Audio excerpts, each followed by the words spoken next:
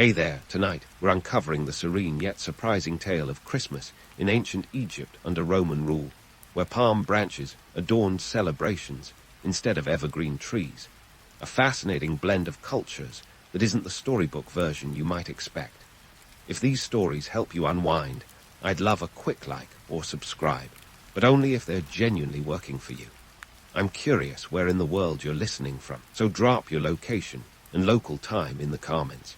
It's amazing seeing our little community span the globe through these historical tales. Now find your comfort zone, perhaps turn on a fan for that gentle background hum, and let's venture into tonight's story together. In the swirl of history, when Rome stretched its empire like a toddler grasping every toy in the sandbox, Egypt was one of its most glittering prizes. Picture this: Alexandria, a city so bustling you could practically hear the clinking of drachmas and smell the spice-laden air from every street corner. It was 30 BC when Rome sauntered in and claimed Egypt, and boy, did they bring a mixed bag of tricks. Among Romans' imports was their very own version of Christmas, because why not mix a bit of festive cheer with imperial conquest? Let's not jump straight into the mistletoe just yet. First, the economic landscape. The Romans were basically the IRS of the ancient world, but with more togas and fewer calculators. They taxed everything that moved, and quite a few things that didn't. Farmers, for instance, could expect to hand over a heart-stopping 20% of their produce. Imagine giving Uncle Sam a fifth of every sandwich you make, sandwiches you grew yourself. And if you think modern tax law is complicated, try decoding a Roman tax ledger. They made sure their coffers were as full as a centurion's ego. These taxes, while a pain for the locals, were part of the grand Roman plan to make Egypt the empire's breadbasket. Remember, Rome was a city that needed 1 million loaves of bread a day just to keep the peace.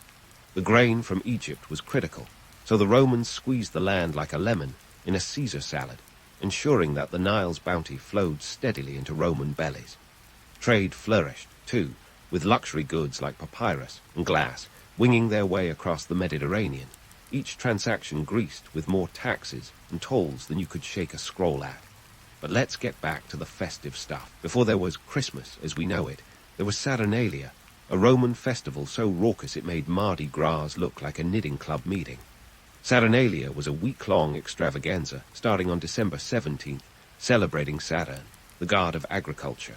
It was a time when social norms did a headstand and servants swapped roles with their masters, if only for a day.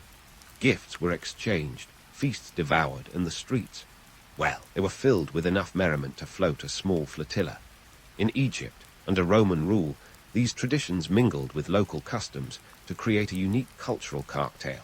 Imagine the local Egyptians, already accustomed to their own opulent festivals, peeking over at their Roman overlords and thinking, these guys really know how to throw a party. Saturnalia's influence seeped into the local psyche, blending with existing Egyptian festivals, such as the celebration of the Nile inundation, creating a hybrid form of festive cheer that was uniquely Egyptian-Roman. This was no small feat considering that Egyptians had their own gods and calendar to keep up with. Egyptians celebrated the birth of Horus, the sky god, who was conveniently born on December 25th, coincidence, or just a cosmic marketing ploy.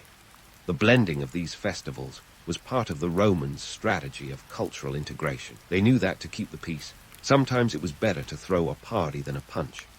Now, if you're thinking that Saturnalia sounds a lot like a Christmas party that got out of hand, you're not far off. The merriment, gift-giving, and general tomfoolery were all elements that would later be absorbed into the Christian holiday of Christmas. But let's not romanticize this too much. Saturnalia could get wild. Think of it as a time when even the most stoic Roman senator might be found in a tavern, singing off-key with a wreath askew on his head. Yet, beneath the revelry, the economic gears kept grinding. The demand for goods during such festivals was a boon for traders, who saw their profits soar higher than the Egyptian pyramids. The local economy, buoyed by the influx of Roman coinage and the constant demand for luxury items, became a complex web of commerce where merchants played a game of supply and demand that would make modern economists weep with envy. And so, the Roman occupation of Egypt was not just about legions and taxes. It was a cultural exchange program with a side of imperial dominance. As the Romans celebrated their festivals, they inadvertently sowed the seeds for what would eventually become the Christmas holiday. But let's not kid ourselves. For the Romans, this was probably less about spreading good cheer and more about maintaining control. After all, a province that was busy partying was a province not plotting rebellion. In this ancient world of conquest and culture, the Roman influence on Egypt was a testament to the empire's ability to adapt and absorb, to blend its own traditions with those of the lands it governed. This was as much about politics as it was about practicality. So next time you raise a glass during the holiday season, spare a thought for those ancient Egyptians and Romans whose celebrations, taxes, and trade-offs helped shape the world we know today. And speaking of shaping the world, let's dive into the nitty-gritty of how Egyptian and Roman cultures melded like two mismatched pieces in an awkwardly fitting puzzle. When the Romans entered Egypt, they didn't just bring their taxes and legions. They brought a whole cultural smorgasbord that was about as subtle as a chariot racing through a library. Take, for example, the way Egyptians celebrated their gods. Egyptians were seasoned pros at throwing divine parties, with gods like Osiris and Isis enjoying their own dedicated fan clubs. Under Roman influence, these gods were given a bit of a makeover, a toga here, a laurel wreath there. For instance, Horus, the sky god born on December 25th, insert eyebrow raise, was cozied up next to Saturn as if they were the latest celebrity power duo. The Romans, savvy in the art of cultural appropriation, didn't just smash their own gods into the Egyptian pantheon. They arranged a divine cocktail party where everyone was invited, provided they didn't mind a little Roman flair. Now, imagine the local Egyptian priesthood, who might have been a touch skeptical about this Roman invasion of their spiritual turf. These priests were the influencers of their day, wielding significant power and wealth, thanks to a tax-free status that would make any modern accountant weep with jealousy. But under Roman rule, they found themselves navigating a new social dynamic, one where Roman officials strutted around like peacocks in sandals. Picture the scene. A Roman governor trying to convince a high priest that Jupiter and Ra could be best pals. It was a dance of diplomacy and dominance, with the Egyptians reluctantly learning the steps to the Roman tune. On the ground, the festive season in Egypt became a curious blend of Roman excess and Egyptian tradition. Picture your typical Saturnalia feast, now spiced up with the local flavors of Egypt.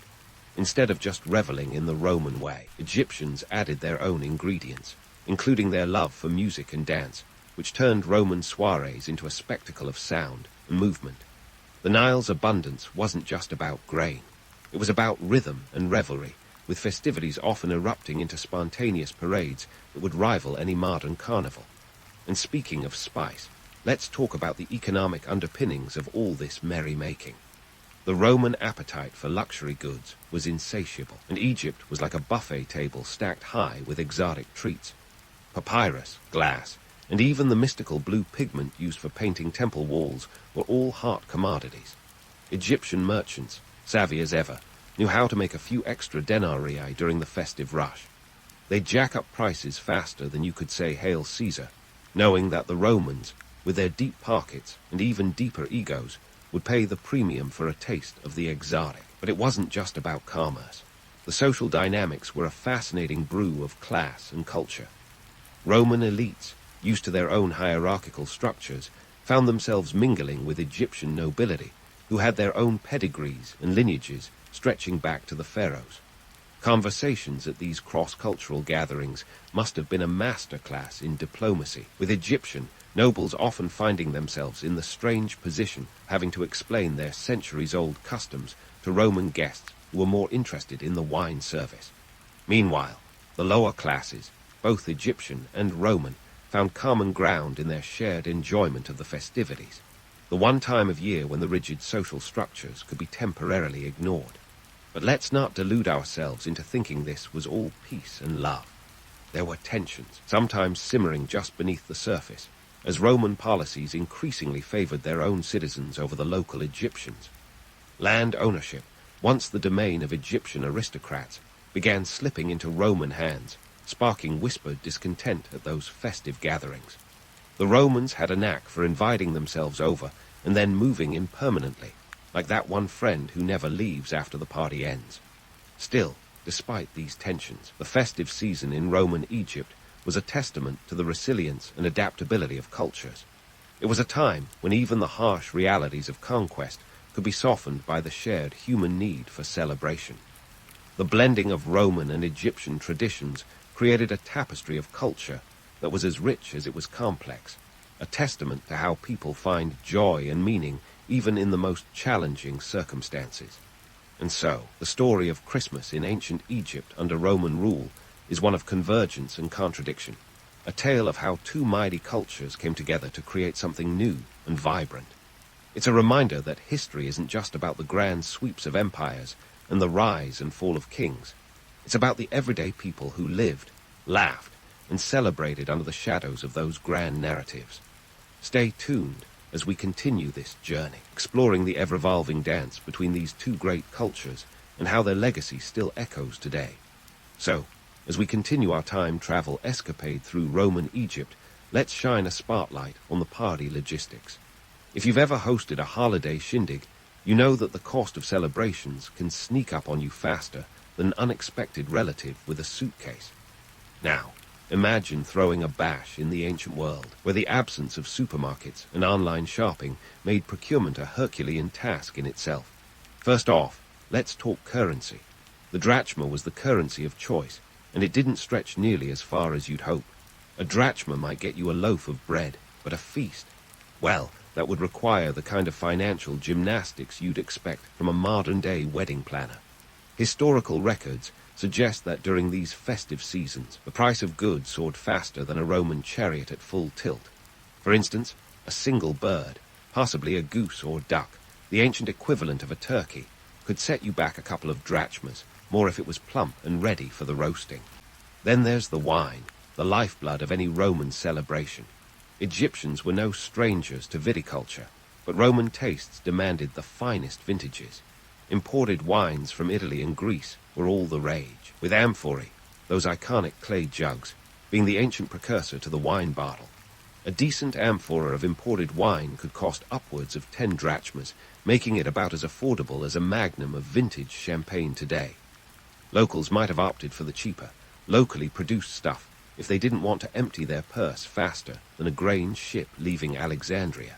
And of course, no Saturnalia would be complete without gifts. Romans loved their token presents.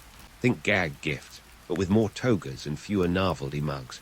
Small items like dice, candles, or even small figurines were exchanged. The cost of these trinkets varied, but even a modest gift could cost a few drachmas. Meanwhile, the wealthy might splurge on something more extravagant, like jewelry or finely crafted pottery, spending sums that would make a modern credit card tremble in fear. But what about the common folk, the backbone of Egyptian society, who didn't have the luxury of an overflowing purse? Well, necessity is the mother of invention, and the Egyptians were nothing if not inventive. They found ways to celebrate without turning their wallets into an ancient artifact. For instance, rather than buying expensive meats, many opted for fish caught fresh from the Nile. Cheaper and just as festive, fish dishes became a staple during these celebrations, proof that you don't need to spend like a Roman senator to have a good time. And let's not overlook the communal aspect. Much like today's potlucks, ancient Egyptians often pooled resources with neighbors to create a feast fit for a pharaoh. This not only spread the cost, but also strengthened community bonds, turning what could be a financial burden into a shared celebration. It was a clever workaround to the exorbitant costs imposed by the festive inflation. Now, you might be wondering how all this spending affected the average Egyptian household's finances. Well, it was a balancing act worthy of a circus performer. The economic burden of these celebrations could be significant, especially when you consider that the average laborer earned only a few arbals, a smaller denomination of currency, each day. With such tight budgets, people had to be resourceful, prioritizing essentials over extravagance. Even the wealthy had their limits. Sure, they could afford to spend lavishly, but they also had reputations to maintain. Ostentatious spending was all well and good, but it came with the risk of raising eyebrows among peers. No one wanted to be the talk of the town for the wrong reasons, So wealthy households often practiced a bit of financial sleight of hand, flaunting their wealth in ways that wouldn't invite gossip or envy. Think of it as ancient social media, where appearances were everything. In this vibrant tapestry of Roman and Egyptian life, it's clear that the logistics of celebration were about far more than just merriment. They reflected the social hierarchies, economic pressures, and cultural exchanges that defined the era. And while the Romans might have brought their own brand of festive cheer to Egypt, it was the locals who truly mastered the art of celebration, creating a unique blend of old and new that allowed them to revel without ruin. As we peel back the layers of history, it's evident that the cost of celebration was a microcosm of the larger economic landscape. It was a dance between abundance and austerity, a testament to the resilience of people who found ways to celebrate life amidst the constraints of empire. And so, as we continue to explore this intriguing period, remember that behind every ancient feast lay a story of human ingenuity, adaptability, and the timeless desire to find joy, even when the purse strings were tight. Now, let's dive into the delightful world of myths and misconceptions about Christmas in ancient Egypt under Roman rule. Spoiler alert, the idea that Egyptians decked their halls with boughs of holly while singing carols is about as real as a pyramid scheme. First things first, the notion of a Christmas celebration in ancient Egypt is a modern concoction, a historical smoothie blended with a hefty dollop of imagination. Let's start with the birth of Horus on December 25th. This little nugget has been tossed around like a beach ball at a rock concert, often used to draw parallels between Horus and Jesus. But hold your alabaster horses. The ancient Egyptian calendar was as complex as trying to find a unicorn in a haystack. The date of Horus's birth is more tangled than a box of Christmas lights.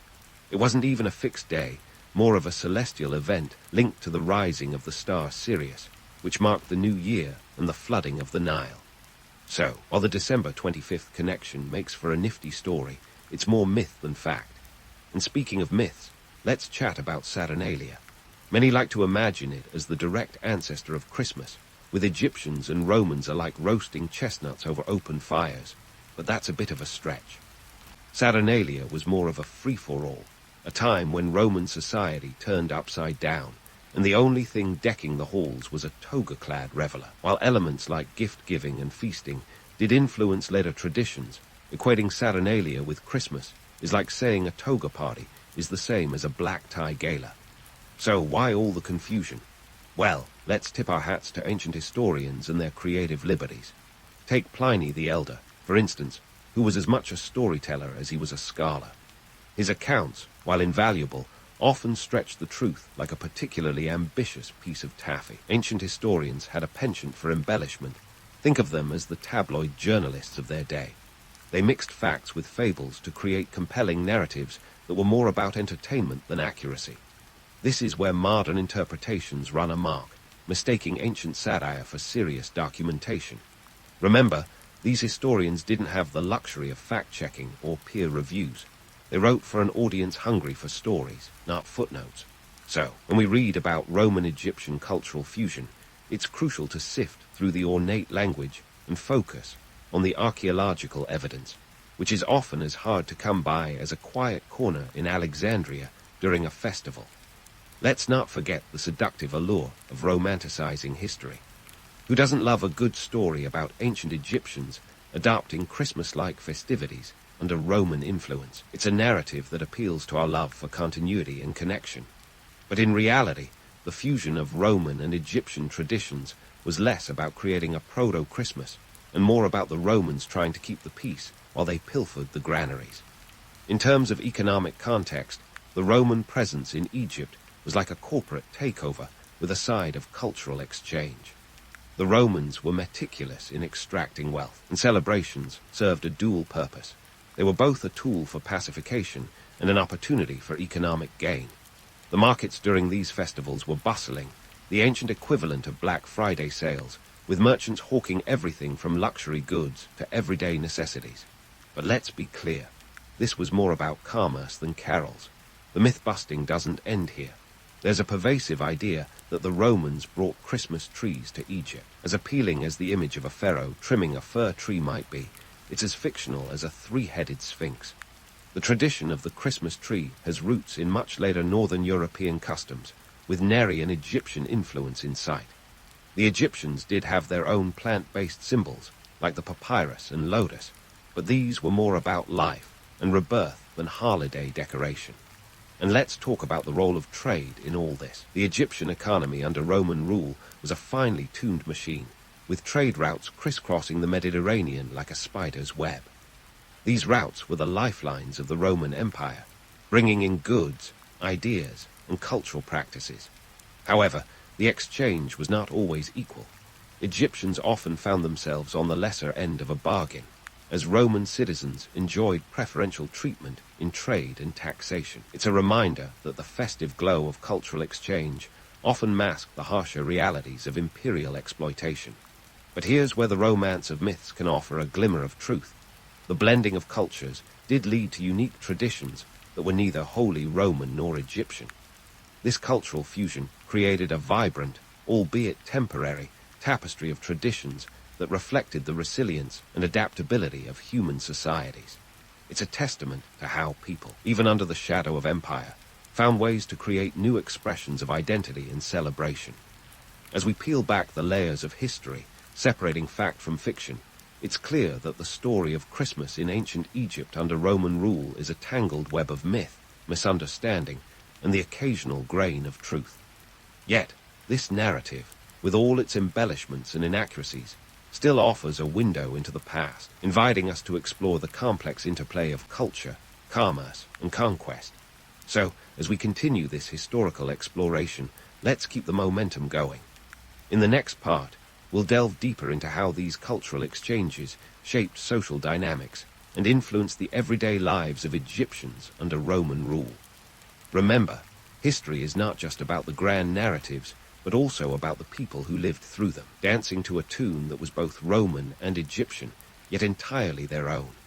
Now, let's unravel the legacy of this ancient cultural mashup and see how it echoes in the jingling bells of our modern holiday season. If you ever needed proof that history repeats itself, look no further than the way we celebrate today. The Romans and Egyptians, in their grand, toga-wearing, hieroglyph-writing days, laid the groundwork for what would become our own festive frenzy. Start with the gift-giving.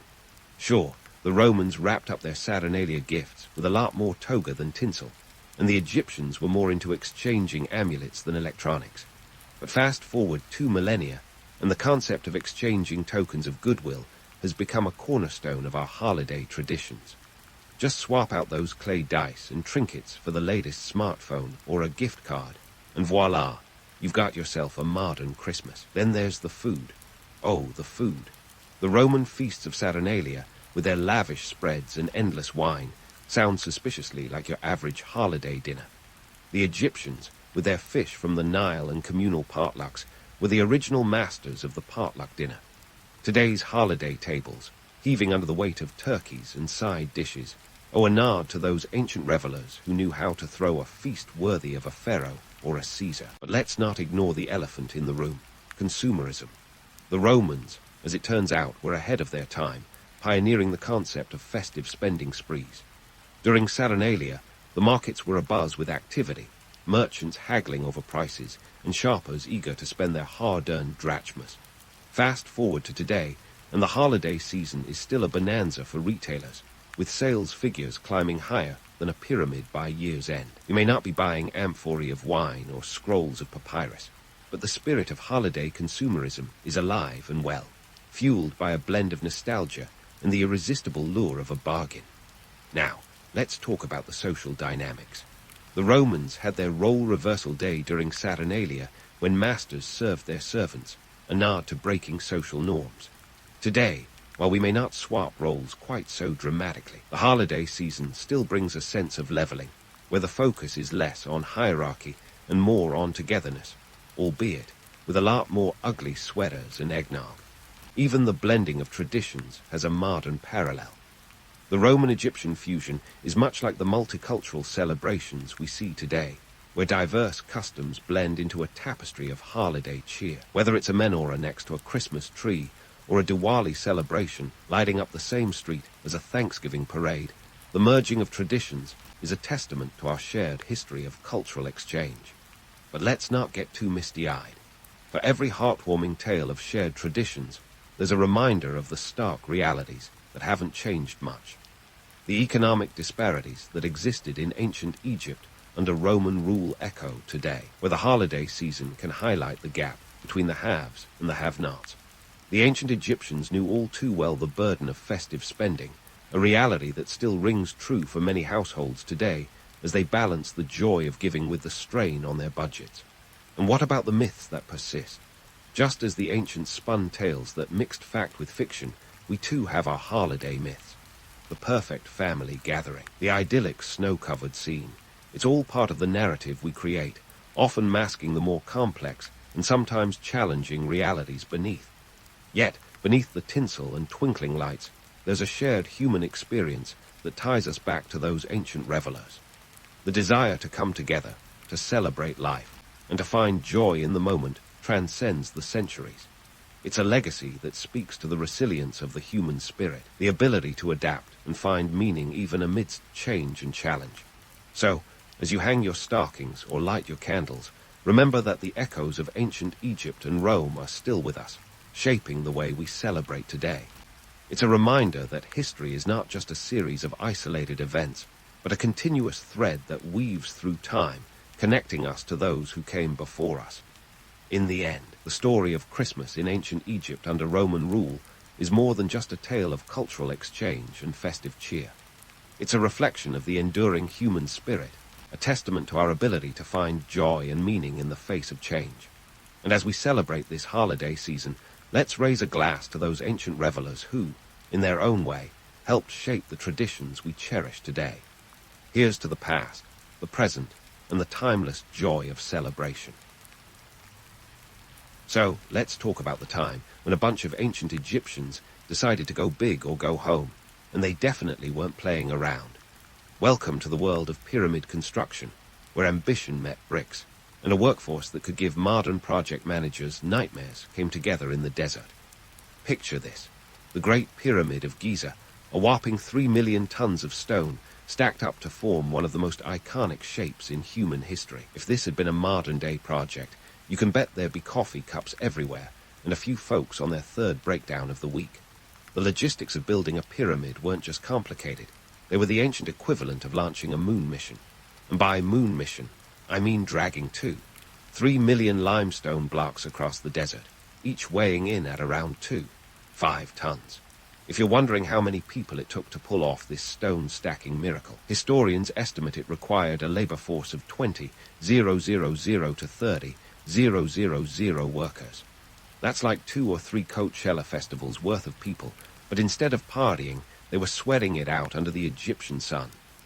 Now, let's tackle the elephant, or rather, the pyramid, in the room, the myth of slave labor. Hollywood and old-school history books would have you believe that pharaohs were cracking their whips over a mass of downtrodden slaves building these colossal tombs. But the truth is much less dramatic and way more interesting. Recent archaeological evidence suggests that the workers were actually skilled laborers. Think construction workers with a PhD in stone stacking. These folks were organized into teams with their own living quarters and even burial sites near the pyramids, which isn't exactly how you treat expendable slave labor. The workers lived in what was essentially a bustling little town, complete with bakeries, breweries, and medical facilities. Yes, you heard that right. These ancient construction workers had access to healthcare. Eat your heart out, modern gig economy. Some of these laborers were so valued that they even received an honorable burial next to the pyramids. That's a far cry from the lash and chain imagery that's been so popular in myth-making. But why would these workers dedicate themselves to such back-breaking labor? Well, for one, they were part of a state-sponsored effort. This wasn't just a job. It was a national project, akin to building the Hoover Dam or sending a rover to Mars. And it wasn't just about the paycheck, though they did receive rations of beer and bread, a kind of ancient workers' calm. It was also about religious duty and community pride. Building a pyramid was seen as an act of devotion to the gods and the pharaoh, who was considered a god on earth.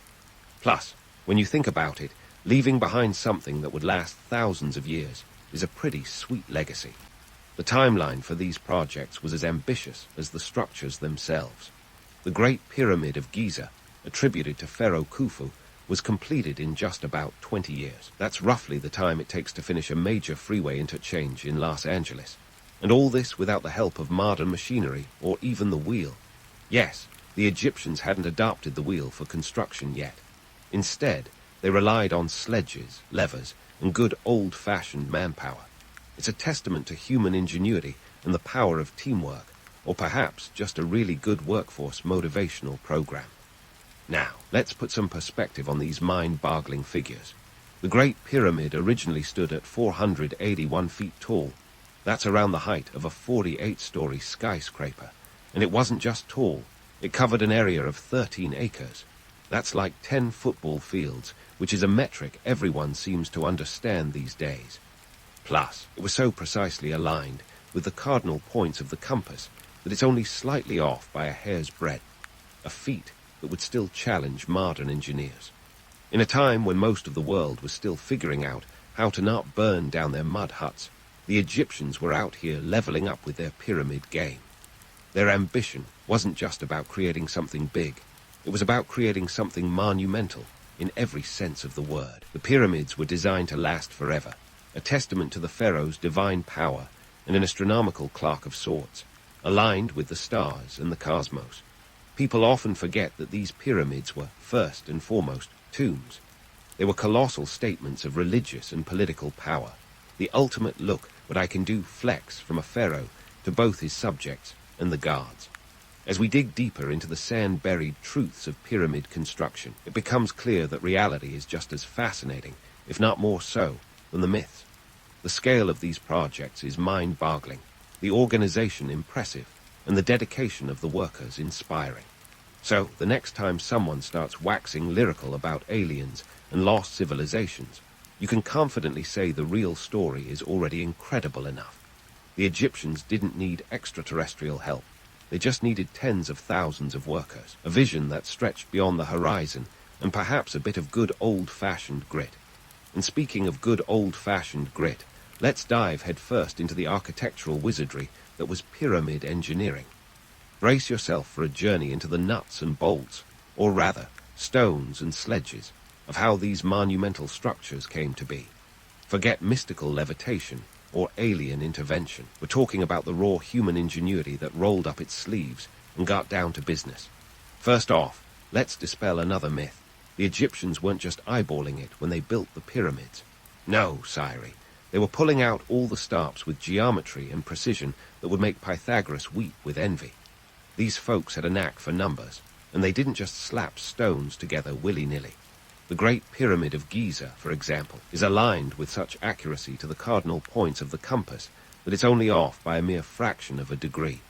Today's engineers with their fancy GPS tools might still struggle to match that precision. To achieve this, the Egyptians used what was essentially a very sophisticated version of a protractor. They applied a method called stretching the cord, which involved using ropes and stakes to create right angles and straight lines. It's like a giant version of connect the dots, but on a scale and precision that would make your high school geometry teacher swoon. Now, once they had the blueprint down, it was time for the heavy lifting, literally. Imagine trying to move a block of stone weighing around 5 tons. That's like dragging a fully loaded SUV across the desert, except without the wheels or the air conditioning, into the Egyptian version of a moving company. Thousands of workers armed with sledges and ropes, ready to haul these behemoths up ramps and into place. But wait, there's more. The Egyptians weren't just muscle, they were brains too.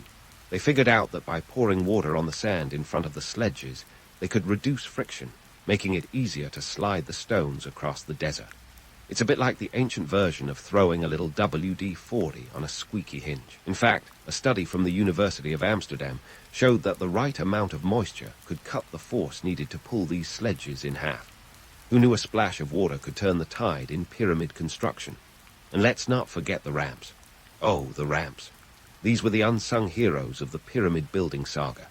The Egyptians used various types of ramps, including straight, zigzag, and circular ones, to hoist stones to the dizzying heights required. Some theories suggest these ramps were made of mud brick or limestone chippings and were adjusted as the pyramid grew taller. It was a bit like trying to build a staircase while walking up it. No easy feat. But why go through all this trouble? Was it just to create a really impressive tomb for Pharaoh Khufu? Well, partly. The pyramids were indeed final resting places, but they were also a reflection of the pharaoh's divine power and the state's organizational might. Each block of stone laid was a testament to the pharaoh's ability to command resources and labor on a monumental scale. It was a political statement as much as it was an architectural one. Now, you might be sitting there thinking, surely all this effort wasn't just for the glory of a single man. And you'd be right. The pyramids were about legacy, a way for the pharaoh to ensure his name echoed through the ages, long after his earthly reign had ended. It was ancient Egypt's version of a viral tweet designed to last through the millennia. But reality check. It wasn't all glory and grandeur. The day-to-day grind of pyramid building was as far from glamorous as you could get. The workers toiled in the harsh desert sun, their efforts accompanied by the soundtrack of stone against stone and the occasional barked order from overseers. They faced the constant threat of injury, illness, and the relentless march of time against their bodies. Yet they persisted, driven by a mix of duty, religious devotion, and the promise of a decent afterlife.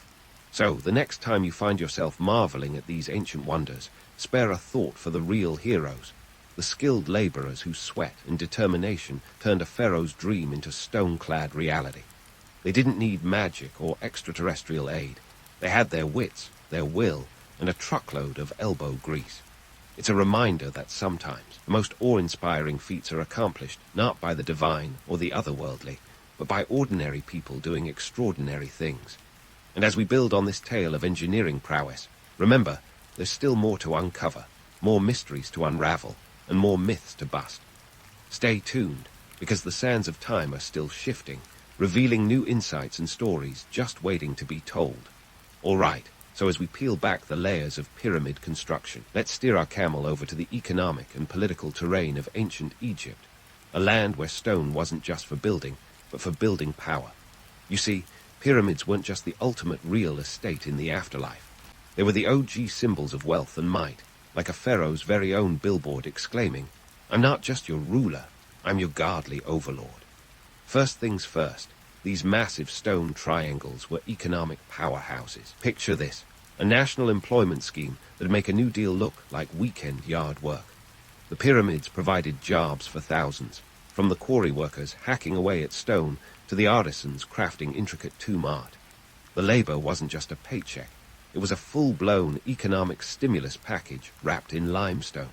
And guess what? This was all paid for by the state, which sounds a lot like ancient Egypt's version of Infrastructure Week. But instead of roads and bridges, they aimed for the sky. We've got to talk numbers to comprehend the scale of this operation.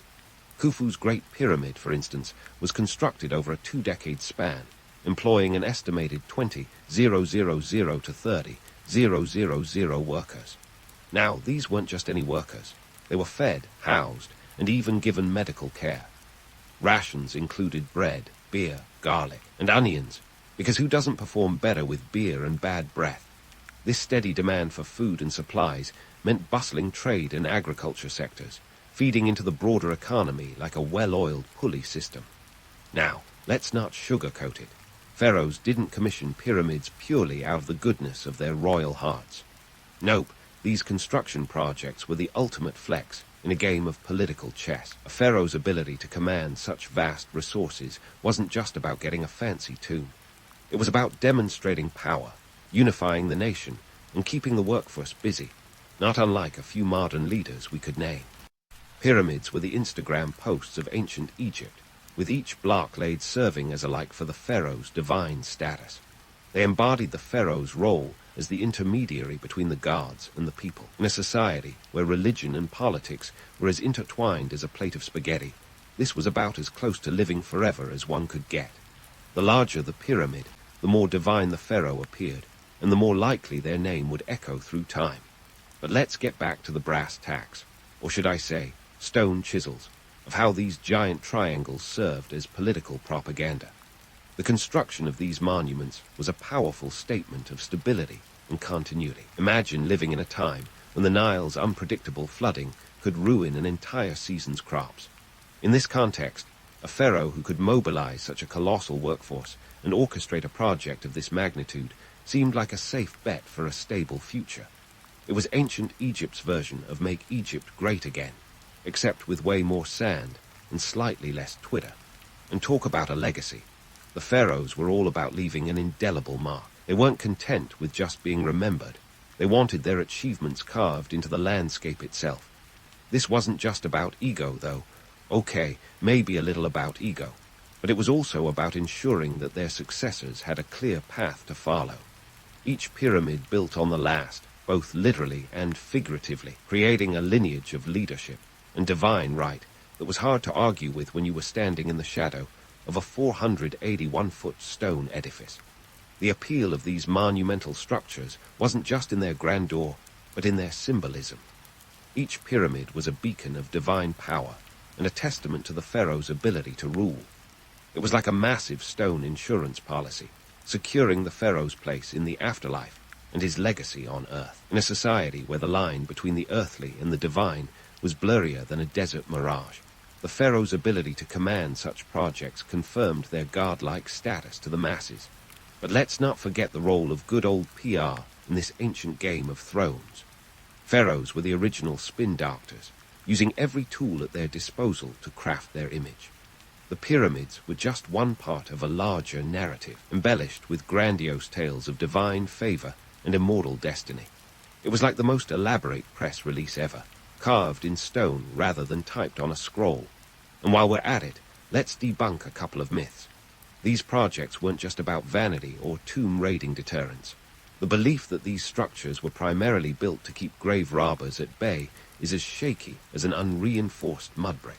Sure, they served as tombs, but their true function was far more complex. They were statements of power, designed to awe and inspire, to bring order to chaos, and to ensure that the pharaoh's reign was as unshakable as the pyramids themselves. So, as we stand in awe of these iconic structures, remember that they're more than just piles of stone. They're the embodiment of a civilization's aspirations, the ultimate blend of art, religion, and politics. The pyramids were the stage, and the pharaohs were the stars, performing a narrative that's captivated audiences for millennia.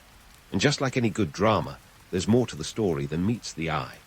As we continue to unearth the past, we'll delve even deeper into the psyche of a civilization that dared to reach for the heavens, one limestone block at a time. The journey doesn't end here, and there are still so many stories waiting to be uncovered beneath the sands of time. So, stick around, because the show is far from over. And speaking of shows that never quite end, let's shift the spotlight to the unsung heroes of the pyramid-building saga, the workers. You know, those folks who didn't just show up to work with a lunchbox and a hard hat, but also with an entire civilization's ambitions resting on their sunburnt shoulders. It's time to delve into the nitty-gritty of their daily lives, where the sand met the stone and reality eclipsed myth. First off, let's tackle the enduring myth that these laborers were slaves toiling away under the whip of a tyrannical pharaoh. It's a narrative as tired as a camel in the midday sun, and it needs a serious overhaul. Turns out, these workers were more like a highly organized crew of skilled laborers, the ancient equivalent of a professional construction team, minus the hard hats, but with a whole lot of grit. Archaeological digs have unearthed fascinating insights into their lives, thanks to the remnants of worker villages near the Giza Plateau. Picture rows of modest mud brick houses that served as their humble abodes. These were no shanty towns. They were purpose-built communities complete with bakeries, breweries, and medical facilities. That's right, ancient Egypt wasn't just about mummies and hieroglyphs. It was a place where a worker could get a decent meal and a doctor's visit, too. Speaking of meals, let's chew over the diet of these ancient builders. Forget the stereotypical image of gruel and stale bread. These folks dined on a diet rich in carbs and calories. Bread and beer were staples, with the average worker consuming about 4 liters of beer a day. Yes, you heard that right, 4 liters. It was the Gatorade of its time, providing hydration and much-needed calories. Alongside were onions, garlic, and occasionally some meat. It might not rival a Michelin-starred menu, but for a labor-intensive job, it did the trick. Now, let's talk health. No, they didn't have modern medicine or health insurance, but they did have access to medical treatment. Skeletal remains show signs of healed fractures, indicating that workers received care for injuries sustained on the job. Considering pyramid building wasn't exactly a desk job, this was crucial. Imagine hauling 2-ton blocks of stone without so much as a back brace. It's no wonder some workers needed a bit of ancient TLC. But don't let this rosy picture fool you. Life wasn't all sunshine and neatly stacked stones. Working conditions were tough, and the physical toll was immense. Workers faced long hours under the blazing sun, and their skeletons tell tales of arthritis and wear and tear. Yet they persisted, driven by pride, purpose, and the promise of an afterlife reward. And let's not forget the ancient equivalent of job security, a burial near the pyramid they helped build, which was considered an honor. Now, onto the social dynamics within these worker communities.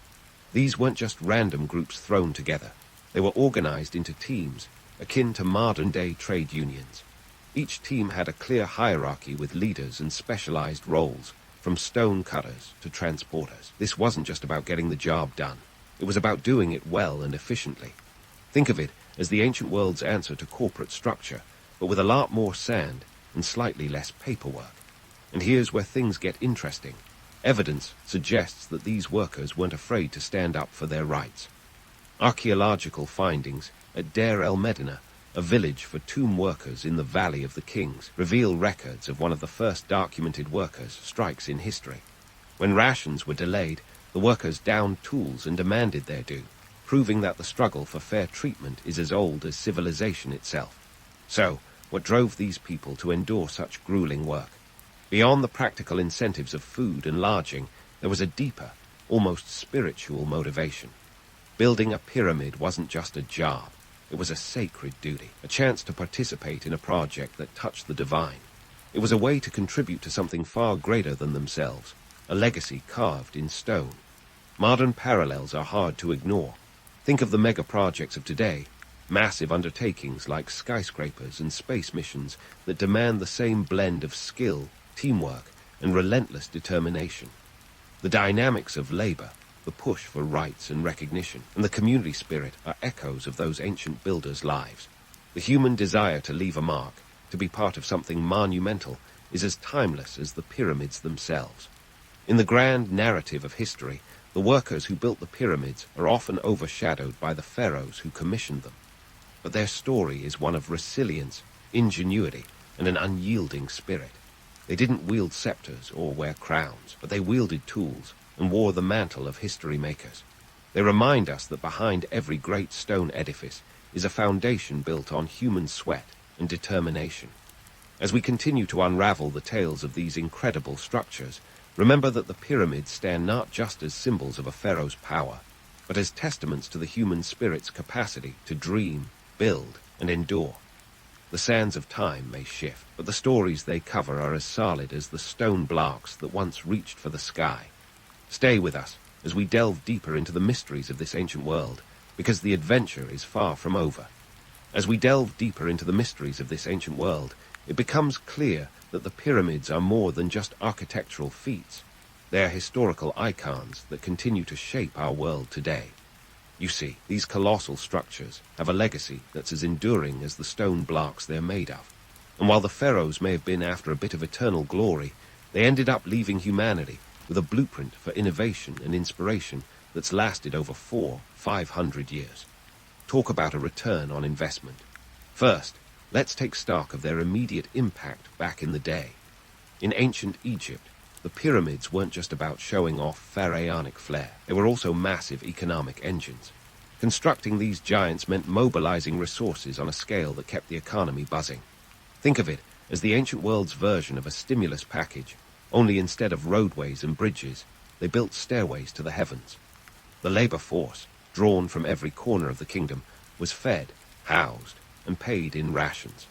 This was no small feat in a landscape where the Nile's moods dictated the agricultural calendar. Fast forward a few millennia, and the pyramids are still making waves. These ancient wonders have inspired countless architectural feats, from the towering skyscrapers of New York to the sleek lines of Sydney's Opera House. And let's not ignore the architects who've spent sleepless nights poring over the Great Pyramid's precise geometry, hoping to replicate its mathematical magic. Even today, Pyramid's iconic shape is a testament to the power of human creativity and ambition. It's the ultimate symbol of, if they could do it without cranes and computers, what's our excuse? Now, about those myths. The stories about aliens and mystical levitation are like the world's longest-running game of telephone. They're entertaining, sure, but the reality is even more impressive. The Egyptians didn't need little green men. They had sheer human willpower and ingenuity. And yet, the allure of these myths speaks to our eternal love for the mysterious and the unknown. We want to believe in magic, even when the truth is right there, carved in stone. It's a reminder that, while facts are important, a little mystery keeps our imaginations spinning.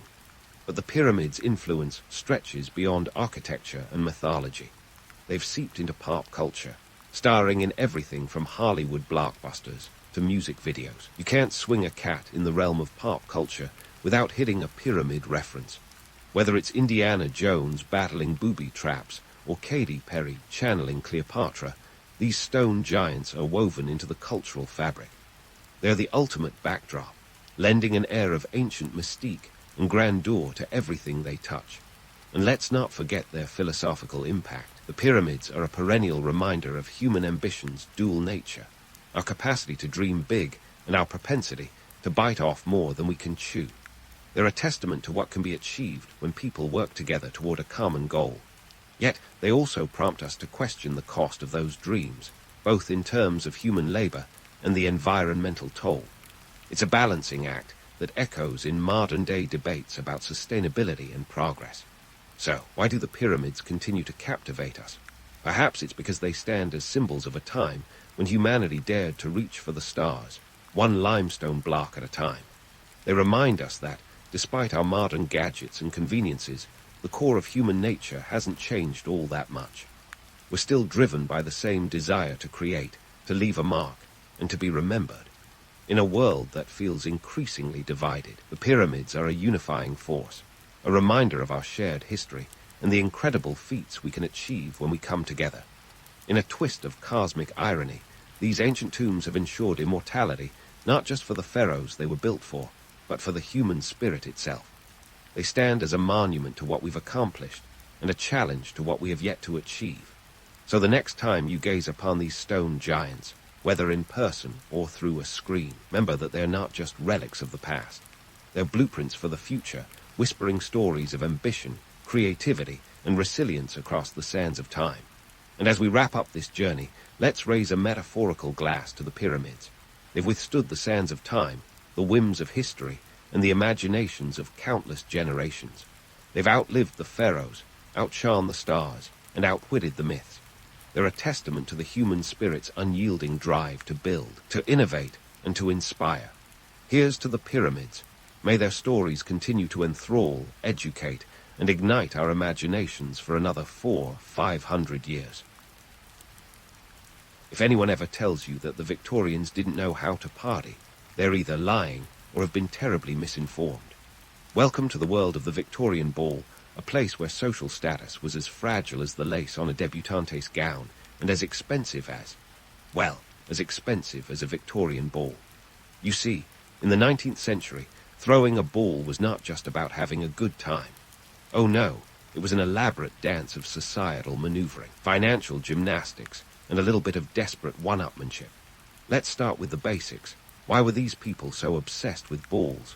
The answer lies in a heady mix of societal pressure and economic display. Back then, a ball was the social equivalent of a modern-day Instagram feed. It was all about showing off your wealth, your connections, and your ability to host an event that would be the envy of your peers. Think of it as the original influencer culture, but with corsets and cravats instead of filters and hashtags. But before you think this was all fun and waltzes, let's talk about the cold, hard cash. Hosting a ball was an expensive affair. We're talking the kind of costs that could make a modern wedding look like a budget-friendly affair. A typical Victorian ball could set you back anywhere from £200 to £3,000. Adjusted for inflation, we're looking at anywhere from £20,000 to a jaw-dropping £300,000 today. And that's before you even consider the cost of the venue, which could be as grand as the Royal Albert Hall or as intimate as one's own lavishly decorated ballroom. Speaking of venues, let's not forget the catering. Picture this. Tables groaning under the weight of multi-course meals, exotic fruits imported from the farthest reaches of the empire, and enough champagne to float a small yacht. And don't even get me started on the cost of hiring a full orchestra to keep the music playing all night long. Yes, orchestras, because in the Victorian era, a DJ with an iPod just wouldn't cut it. The financial burden didn't end there. There were also the personal costs to consider.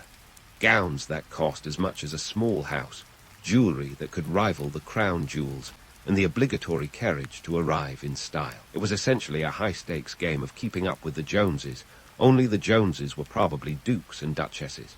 And if you think attending a ball was easier, think again. The guests had their own set of rules and expenses to adhere to. The right dress, the right accessories, and even the right dance partner could make or break a social season. And speaking of seasons, let's delve into the concept of the ball season. This was the ultimate social marathon, a whirlwind tour of parties that ran from around Easter until August, a period when London was buzzing with more soirees than you could shake a fan at. During this time, families would descend on the capital, renting houses for the season and spending months preparing for the social events that could make or break their daughters' chances at a favorable marriage.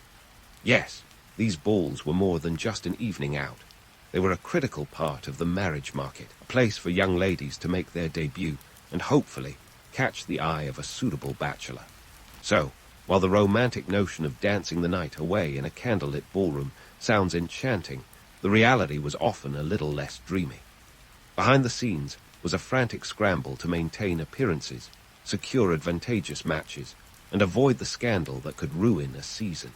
It was an intricate dance of social expectations and financial woes, where every curtsy and conversation could tip the scales of one's social standing. And there you have it, the Victorian ball, part social showcase, part financial folly, and all wrapped up in a package of lace, satin, and societal pressure. Stay tuned, because next time we'll be diving into the dazzling yet dizzying details of what actually happened when the clock struck party time.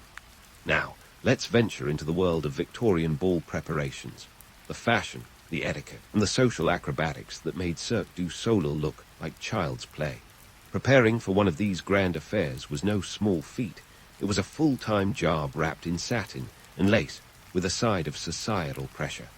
Forget the romantic notion of a fairy godmother waving her magic wand. The reality was more like Cinderella's stepsisters fighting over the last pair of glass slippers. First, the fashion, or as I like to call it, the 19th century version of who wore it best. Victorians took this very, very seriously. The dress code was stricter than a Victorian schoolmaster and woe betide anyone who dared to flout it. You see, it wasn't just about looking good, it was about looking appropriate. Each invitation came with a dress code as detailed as a legal document. White tie for the men, tails, waistcoats, and cravats, oh my. As for the ladies, they were expected to appear in gowns that could double as wedding cakes. And let's talk about those gowns. They were a marvel of engineering, with yards of fabric, intricate lacework, and enough boning to make a whale blush. The crinoline, a hoop skirt made of stiffened fabric or steel, was the must-have accessory. It made the waist look tiny by comparison and allowed a woman to take up more space, a rare luxury in a world designed to keep her out of it. But here's the catch. Maneuvering through a crowded ballroom in one of these contraptions was akin to navigating a bumper car with no steering. You needed the grace of a ballerina and the spatial awareness of a fighter pilot. And then there were corsets. Ah yes, the corset, the garment that gave women a silhouette that could slice through the air like a knife. These were not your average Spanx. No, corsets were tight-laced to cinch the waist to sometimes as small as 18 inches. It was a trade-off, looking like a wasp versus breathing like a normal human being. It's a miracle anyone stayed upright, let alone waltzed without keeling over. And yet, women wore them religiously, not just for the figure they provided, but for the social currency they represented. A tightly laced corset was a sign of discipline and femininity, both highly prized in Victorian society. Now, if you thought the fashion was demanding, let's dive into etiquette, an Olympic sport in its own right. The rules were as numerous and perplexing as the constellations in the night sky. For instance, a lady could not approach a gentleman for a dance. She had to wait to be asked. Declining a dance with one suitor meant she couldn't accept an offer from another, lest she risk a scandal. And speaking of scandal, there was always the lurking danger of a wardrobe malfunction. Imagine the horror of a crinoline collapsing or a corset string snapping mid-dance. That's the stuff of Victorian nightmares. But the real minefield was the art of conversation. The goal was to be charming without being too familiar, witty without being too bold. It was a delicate balance, like walking a tightrope in a high wind. The topics were limited to safe subjects like the weather, the latest gossip, or the evening's music. Politics and religion were strictly off-limits, lest you invite a verbal duel instead of a dance. And don't even think about talking during a waltz. That was considered the height of rudeness. And let's not forget the ultimate objective of these soirees, making a good impression. In the Victorian ball game, first impressions were everything. A misplaced comment or a faux pas could see you socially exiled faster than you could say social pariah. It was all about maintaining the veneer of perfection, a task that required more skill than a magician pulling rabbits out of hats. The pressure was immense, especially for young debutantes making their first forays into high society. Their entire future could hinge on a single evening's performance, like a reality TV show, but without the consolation of a second season. Despite all these challenges, the allure of the Victorian ball remains. There's a certain romance in the idea of a night filled with music, laughter, and the gentle glow of gaslight. But beneath the surface, it was a high-stakes game of social chess, where every move was calculated and every misstep could cost dearly. So, the next time you see a painting of a grand Victorian ball, remember this. It wasn't just about the gowns and the glamour. It was a battlefield of fashion, etiquette, and ambition, all wrapped up in a corseted, crinolined package. Stay tuned, because in the next part, you'll be stepping through those grand double doors into the ballroom itself, where the real drama unfolds. Feathers, fans, faux pas, and all. And just like that, the double doors swung open, and the evening began in earnest. Guests poured into the ballroom like a human tide, each wave cresting with anticipation and the faint rustle of silk. The grand entrance was not just a walk into a room. It was a spectacle, a catwalk of societal peacocks displaying their finest plumage. As each lady glided across the threshold, the scrutiny was palpable. It was the 19th century equivalent of a red carpet moment, minus the paparazzi, but with just as much judgment. Now, let's dive into the heart of the action, the dance floor. Ah, the dance floor, where reputations were made and lost faster than you could say two-step. Imagine, if you will, a sea of crinolines swirling to the strains of a live orchestra, each note as meticulously planned as a military operation. The dance card was your ticket to this orchestrated chaos, a small booklet that dictated the evening's social itinerary. It was both a blessing and a curse, a neat little ledger of potential romantic entanglements. Think of the dance card system as a Victorian Tinder, but without the swiping or the anonymity. Ladies carried these cards, and gentlemen would beseech them for a slot. Each dancer coveted opportunity to gauge compatibility. But unlike Tinder, there was no ghosting allowed. Once you accepted an offer, you were committed, lest you risk a scandal that could echo through the ages like a particularly juicy piece of gossip. And yes, scandal was the ever-present spectre at every ball, lurking just behind the velvet drapes. Chaperones, those stalwart guardians of propriety, kept a hawk-like watch over the proceedings. These were usually mothers or aunts, who took their roles as protectors of virtue with all the seriousness of a Buckingham Palace guard. Their mission, to ensure no hanky-panky occurred under their watch, which, given the stakes, was akin to a high-stakes espionage operation. They were the original helicopter parents, hovering just out of earshot, but close enough to swoop in at the first sign of impropriety. And let's not forget the matchmaking politics simmering beneath the surface. Every dance was a potential alliance, a chance to secure a future that was both financially and socially advantageous. It was like a chess game, where each move was calculated, and the stakes were nothing less than a lifetime of security or disgrace. The young ladies were pawns in this game, their futures bartered with the precision of a stock market trade. And the gentlemen, they were the players, each seeking to make the most advantageous match without committing to the wrong partner. A wrong move could see you financially or socially bankrupt faster than you could say dowry. This dance floor drama was not unlike a modern-day wedding reception, but with even more critical spectators.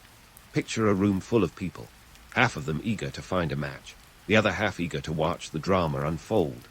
In this high-stakes social theatre, the slightest misstep could become the talk of the town. And let me tell you, Victorian society loved to talk. The rumour mill was as relentless as a steam train, chugging along with whispers and conjectures that could derail a reputation in a heartbeat. But what made this all so appealing, you ask? Why did people subject themselves to such scrutiny and pressure? Well, beneath the layers of judgment and the corsets was the hope of a fairy tale ending. The Victorian ball was a place where dreams could, theoretically, come true. It was a stage where romance and ambition played out under the soft glow of chandeliers, where a chance encounter could lead to a happily ever after, or at least a season of good gossip. Yet this was no Cinderella story. The reality was as harsh as the boning in those corsets. The pressure to perform, to be seen, and to secure one's future was immense. It was a world where the stakes were as high as the ceilings and just as ornate. Behind the smiles and the fan flirtations was a constant undercurrent of anxiety and ambition, a world where every glance and gesture was laden with meaning. So, there you have it, the Victorian ball, a spectacle of grandeur and grit. It was a place where the veneer of glamour masked a reality as complex as the dances themselves. And while the romantic allure of these events endures, it's worth remembering the harsh realities that lay beneath the surface. The Victorian ball was not just a night of dancing and delight. It was a battlefield of social maneuvering, where every step could make or break a future. Stay tuned, because our journey isn't over yet. There's more to discover as we continue to unravel the intricacies of these grand events, exploring the hidden stories and the untold dramas that played out under the gaslight's glow. Ah, the Victorian ball, where the music played as the backdrop to every whispered conversation and every measured dance step. But let's not romanticize it just yet. We're here to cut through the lace and look at what really kept that dance floor bustling well into the wee hours. Spoiler alert, it wasn't just the waltz's three-quarter time that held everything together.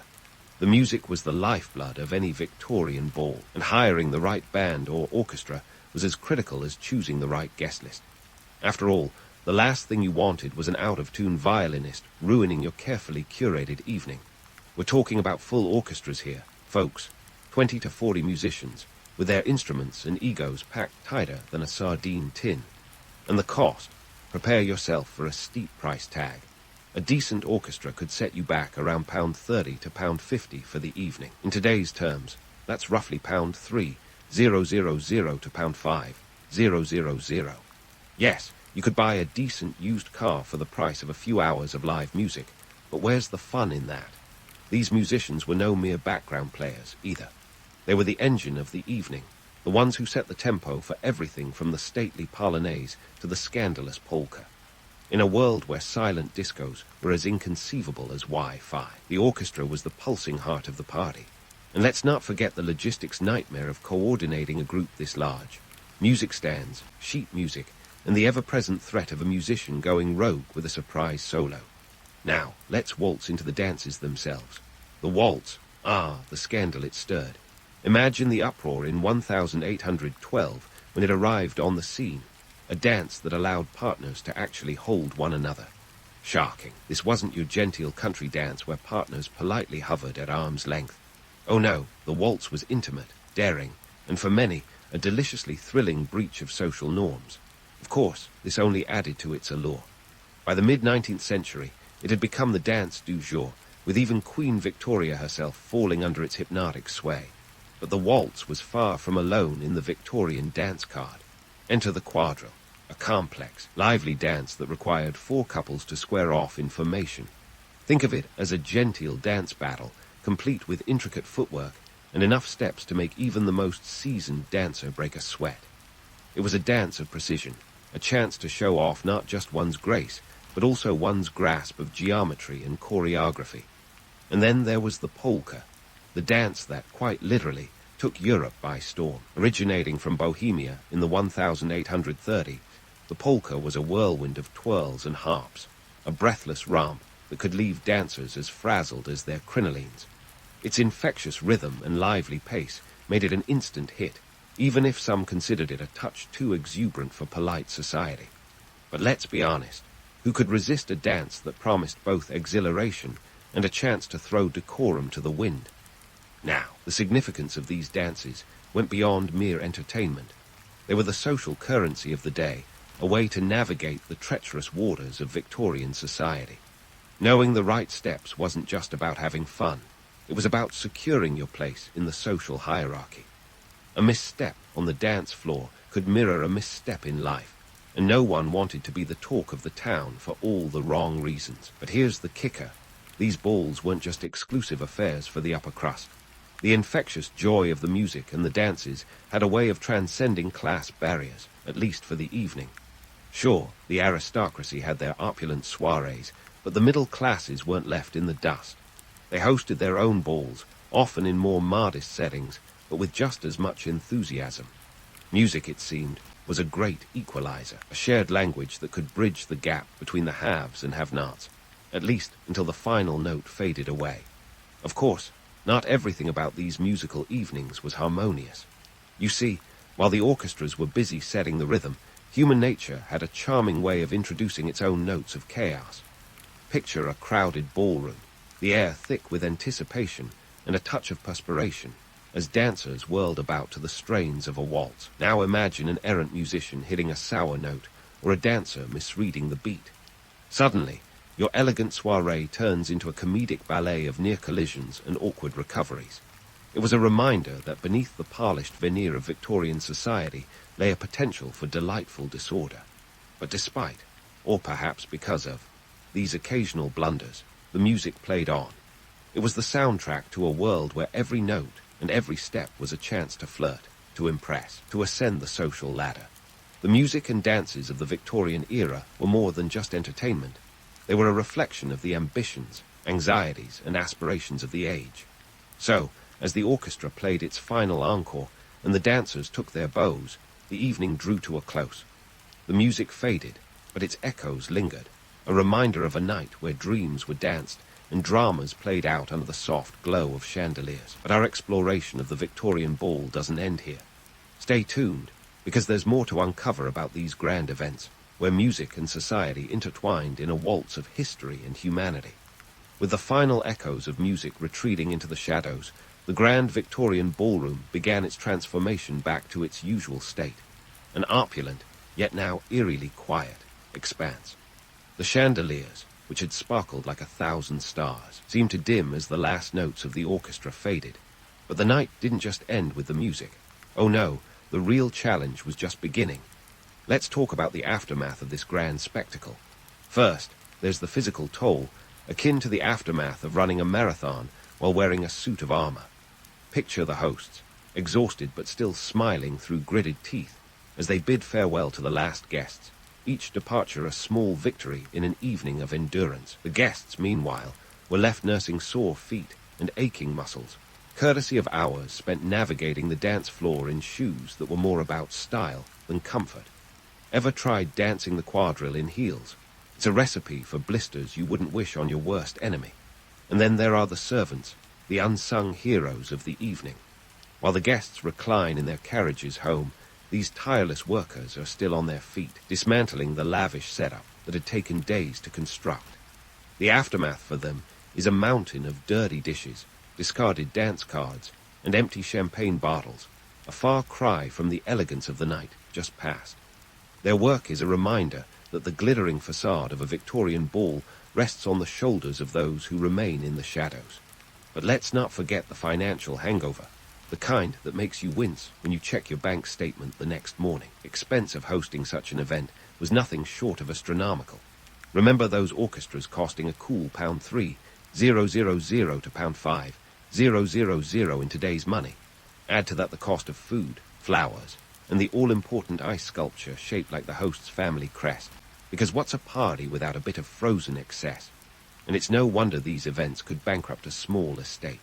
For some families, a ball was a calculated risk, a financial gamble, in the hope of securing a lucrative marriage or business deal.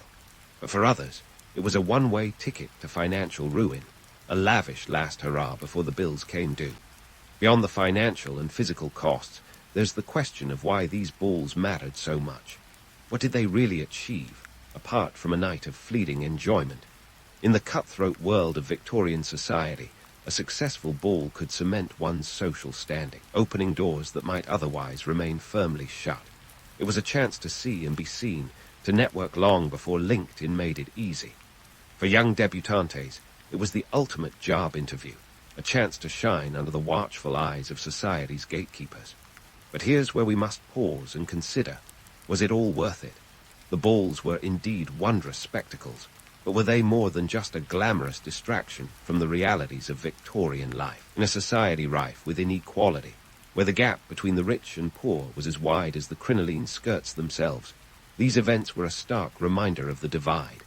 The balls were a bubble, a fantasy land where the harshness of everyday life was temporarily forgotten, but never truly escaped. Yet, despite the facade, these gatherings played a crucial role in shaping societal norms. They were the crucible in which social conventions were both reinforced and challenged. The very act of dancing the waltz, an intimate affair by Victorian standards, was a step toward modernity, a small rebellion against rigid propriety. And within those hallowed halls, beneath the veneer of perfumed politeness, alliances were forged and futures decided. So, as we wrap up our waltz through the Victorian ballroom, what can we take away from this glittering world of lace and ambition? It's tempting to view it all as a relic of a bygone era, a quaint curiosity best left in the past. But the truth is, the dance of spectacle versus substance continues today. Whether it's the pressure of social media perfection or the allure of a night out that promises more than it delivers, we're still drawn to the idea of the grand ball, a place where dreams can, if only for a moment, become reality. In the end, the legacy of the Victorian ball is a testament to the complexity of human nature. We are creatures of spectacle, drawn to the light and the promise of something greater. Yet beneath the glitter, we remain bound by the realities of economics and social expectation. The Victorian ball was a dance of dreams and harsh truths, a reflection of the eternal human pursuit of status, connection, and ultimately meaning. So, dear listener, as you close your eyes tonight, think back to those candlelit ballrooms filled with music and possibility. And remember, whether in corsets or casual wear, we all still yearn for a dance that promises more than the mundane. A dance where, just maybe, we can step into a story greater than ourselves. The sun peeks through the cracks in your wooden shutters, painting stripes across the mosaic floor that make your sleeping quarters look like a scene from a zebra's daydream. You, dear Roman patrician, are about to embark on another day of opulence, or so the history books say. But spoiler alert, living in a Roman villa isn't all feasts and toga parties. It's a day job masked as a lifestyle. As you untangle yourself from the linen sheets, you might ponder whether those sheets were worth the 10 denarii you forked over. That's a small fortune when you consider that a loaf of bread costs less than half a denarius. But hey, you're not going to let your status slip, even if your wallet does. First things first, you've got to deal with the villicus, the estate manager who keeps this place from collapsing faster than a poorly built aqueduct. He's the guy who knows how many amphorae of olive oil you've got stashed, or why the grape harvest was more sour than sweet last season. The villicus is your right-hand man, and his salary, a whopping 600 sestertii a year, is a reminder of the economic machine you're steering. He's like the ancient Roman version of a modern COO, but with more sandals and fewer spreadsheets. Now, onto the labor force, or as the Romans like to call them, slaves. Roman villas were essentially mini-corporations, with slaves as the backbone, or perhaps more accurately, the exploited vertebrae. You might be surprised to learn that a healthy male slave could cost around 500 sestertii. And given that the average Roman soldier earned about 900 sestertii a year, you can see why your villa's HR department, aka the slave market, is a place where serious cash changes hands. But let's not pretend this is all just a numbers game. There's agriculture to consider, the bread and butter, or more accurately, the wheat and olives of your villa's economy. Forget the romanticized image of lounging by the atrium pool. It's more about ensuring the fields produce enough to keep the villa running and the coffers full. The Roman economy was agrarian to its core, and if your crops fail, you're not just facing a bad harvest, but a potential financial disaster. While you sip on your watered-down wine, a breakfast tradition that might raise an eyebrow or two today, take a moment to soak in the irony. The world sees you as living in luxury, but the truth is that Roman opulence is a facade of marble over mud bricks. Every polished marble column, costing as much as a small house in the countryside, stands not just as a testament to your wealth, but to the sweat and toil of countless laborers who made it possible. As you step into your atrium, with its impluvium collecting the morning's dew, you might reflect on the fact that the villa is a carefully balanced ecosystem. It's a blend of architectural prowess and social stratification, each part playing its role in maintaining the illusion of grandeur. The reality, it's a juggling act of resources, relationships, and reputation. So, as you prepare to face the day, remember that the allure of Roman luxury is as much about perception as it is about power. And while the marble shines under the morning sun, it's the hard work and strategic decisions behind the scenes that keep it gleaming. Welcome to life in a Roman villa, where the reality beneath the glamour is more complex and certainly more compelling than any Hollywood epic could convey. As you step out of the atrium, the heart of your villa beats with architectural genius and a touch of Roman flair. You might feel like you're walking through an ancient episode of Extreme Home Makeover, Roman edition. Let's talk about those walls that surround you, not just a metaphorical barrier between the haves and the have-nots, but a literal testament to Roman engineering. Built with the sweat and tears of laborers, often using a technique known as opus cementitium asterisk, a forerunner to modern concrete, these walls were designed to last. And last they did. Some villas were so well constructed that they could withstand a minor earthquake, which is more than you can say for your cousin Cassius's last toga party. Now, building a villa isn't like playing with Lego blocks. It's a serious investment, a status symbol that screams, I'm not just any Roman, I'm a Roman with taste. The price tag, oh, just several 100,000 sestertii, depending on your penchant for luxury. Think of it as the ancient version of a luxury condo, with a construction timeline that puts modern projects to shame. We're talking a couple of years, if all goes smoothly. Your foreman, the asterisk magister fabrorum asterisk, is like the project manager from Hades, juggling workers, materials, and the whims of Roman guards who seem to have a vested interest in your construction schedule. Venturing deeper into the villa, you might notice the floors are a bit warmer than you'd expect. That's not because the Roman sun has a personal vendetta against your sandals, but because of the hypo-course system, aka ancient central heating. Imagine a network of empty spaces beneath the floors and in the walls where hot air from a furnace flows, creating a cozy environment that would make any modern HVAC technician nod in approval. It's a luxury reserved for the wealthy, because let's face it, if you're a plebeian, you're more likely to be heating your toes over a fire, hoping not to singe your toga. And speaking of baths, let's meander over to the private baths in your villa. Romans loved their baths like modern folks love their Wi-Fi. Essential, and dare I say, borderline obsessive. But before we wax poetic about the soothing waters, let's address the myth of Roman cleanliness. Sure, they had a bath culture, but daily showers. Not quite. Baths were more of a social hub than a hygiene ritual. Think of them as the ancient Roman version of a cafe where you meet for a gossip session and maybe a scrub if you're feeling fancy. Inside, the caldarium, or heart bath, is the place to be. It's where you sweat out the stress of managing your villa's mini-empire, all while engaging in the hardest gossip, literally and figuratively. But let's debunk another myth here. These baths weren't the pristine sanctuaries Hollywood might have you believe.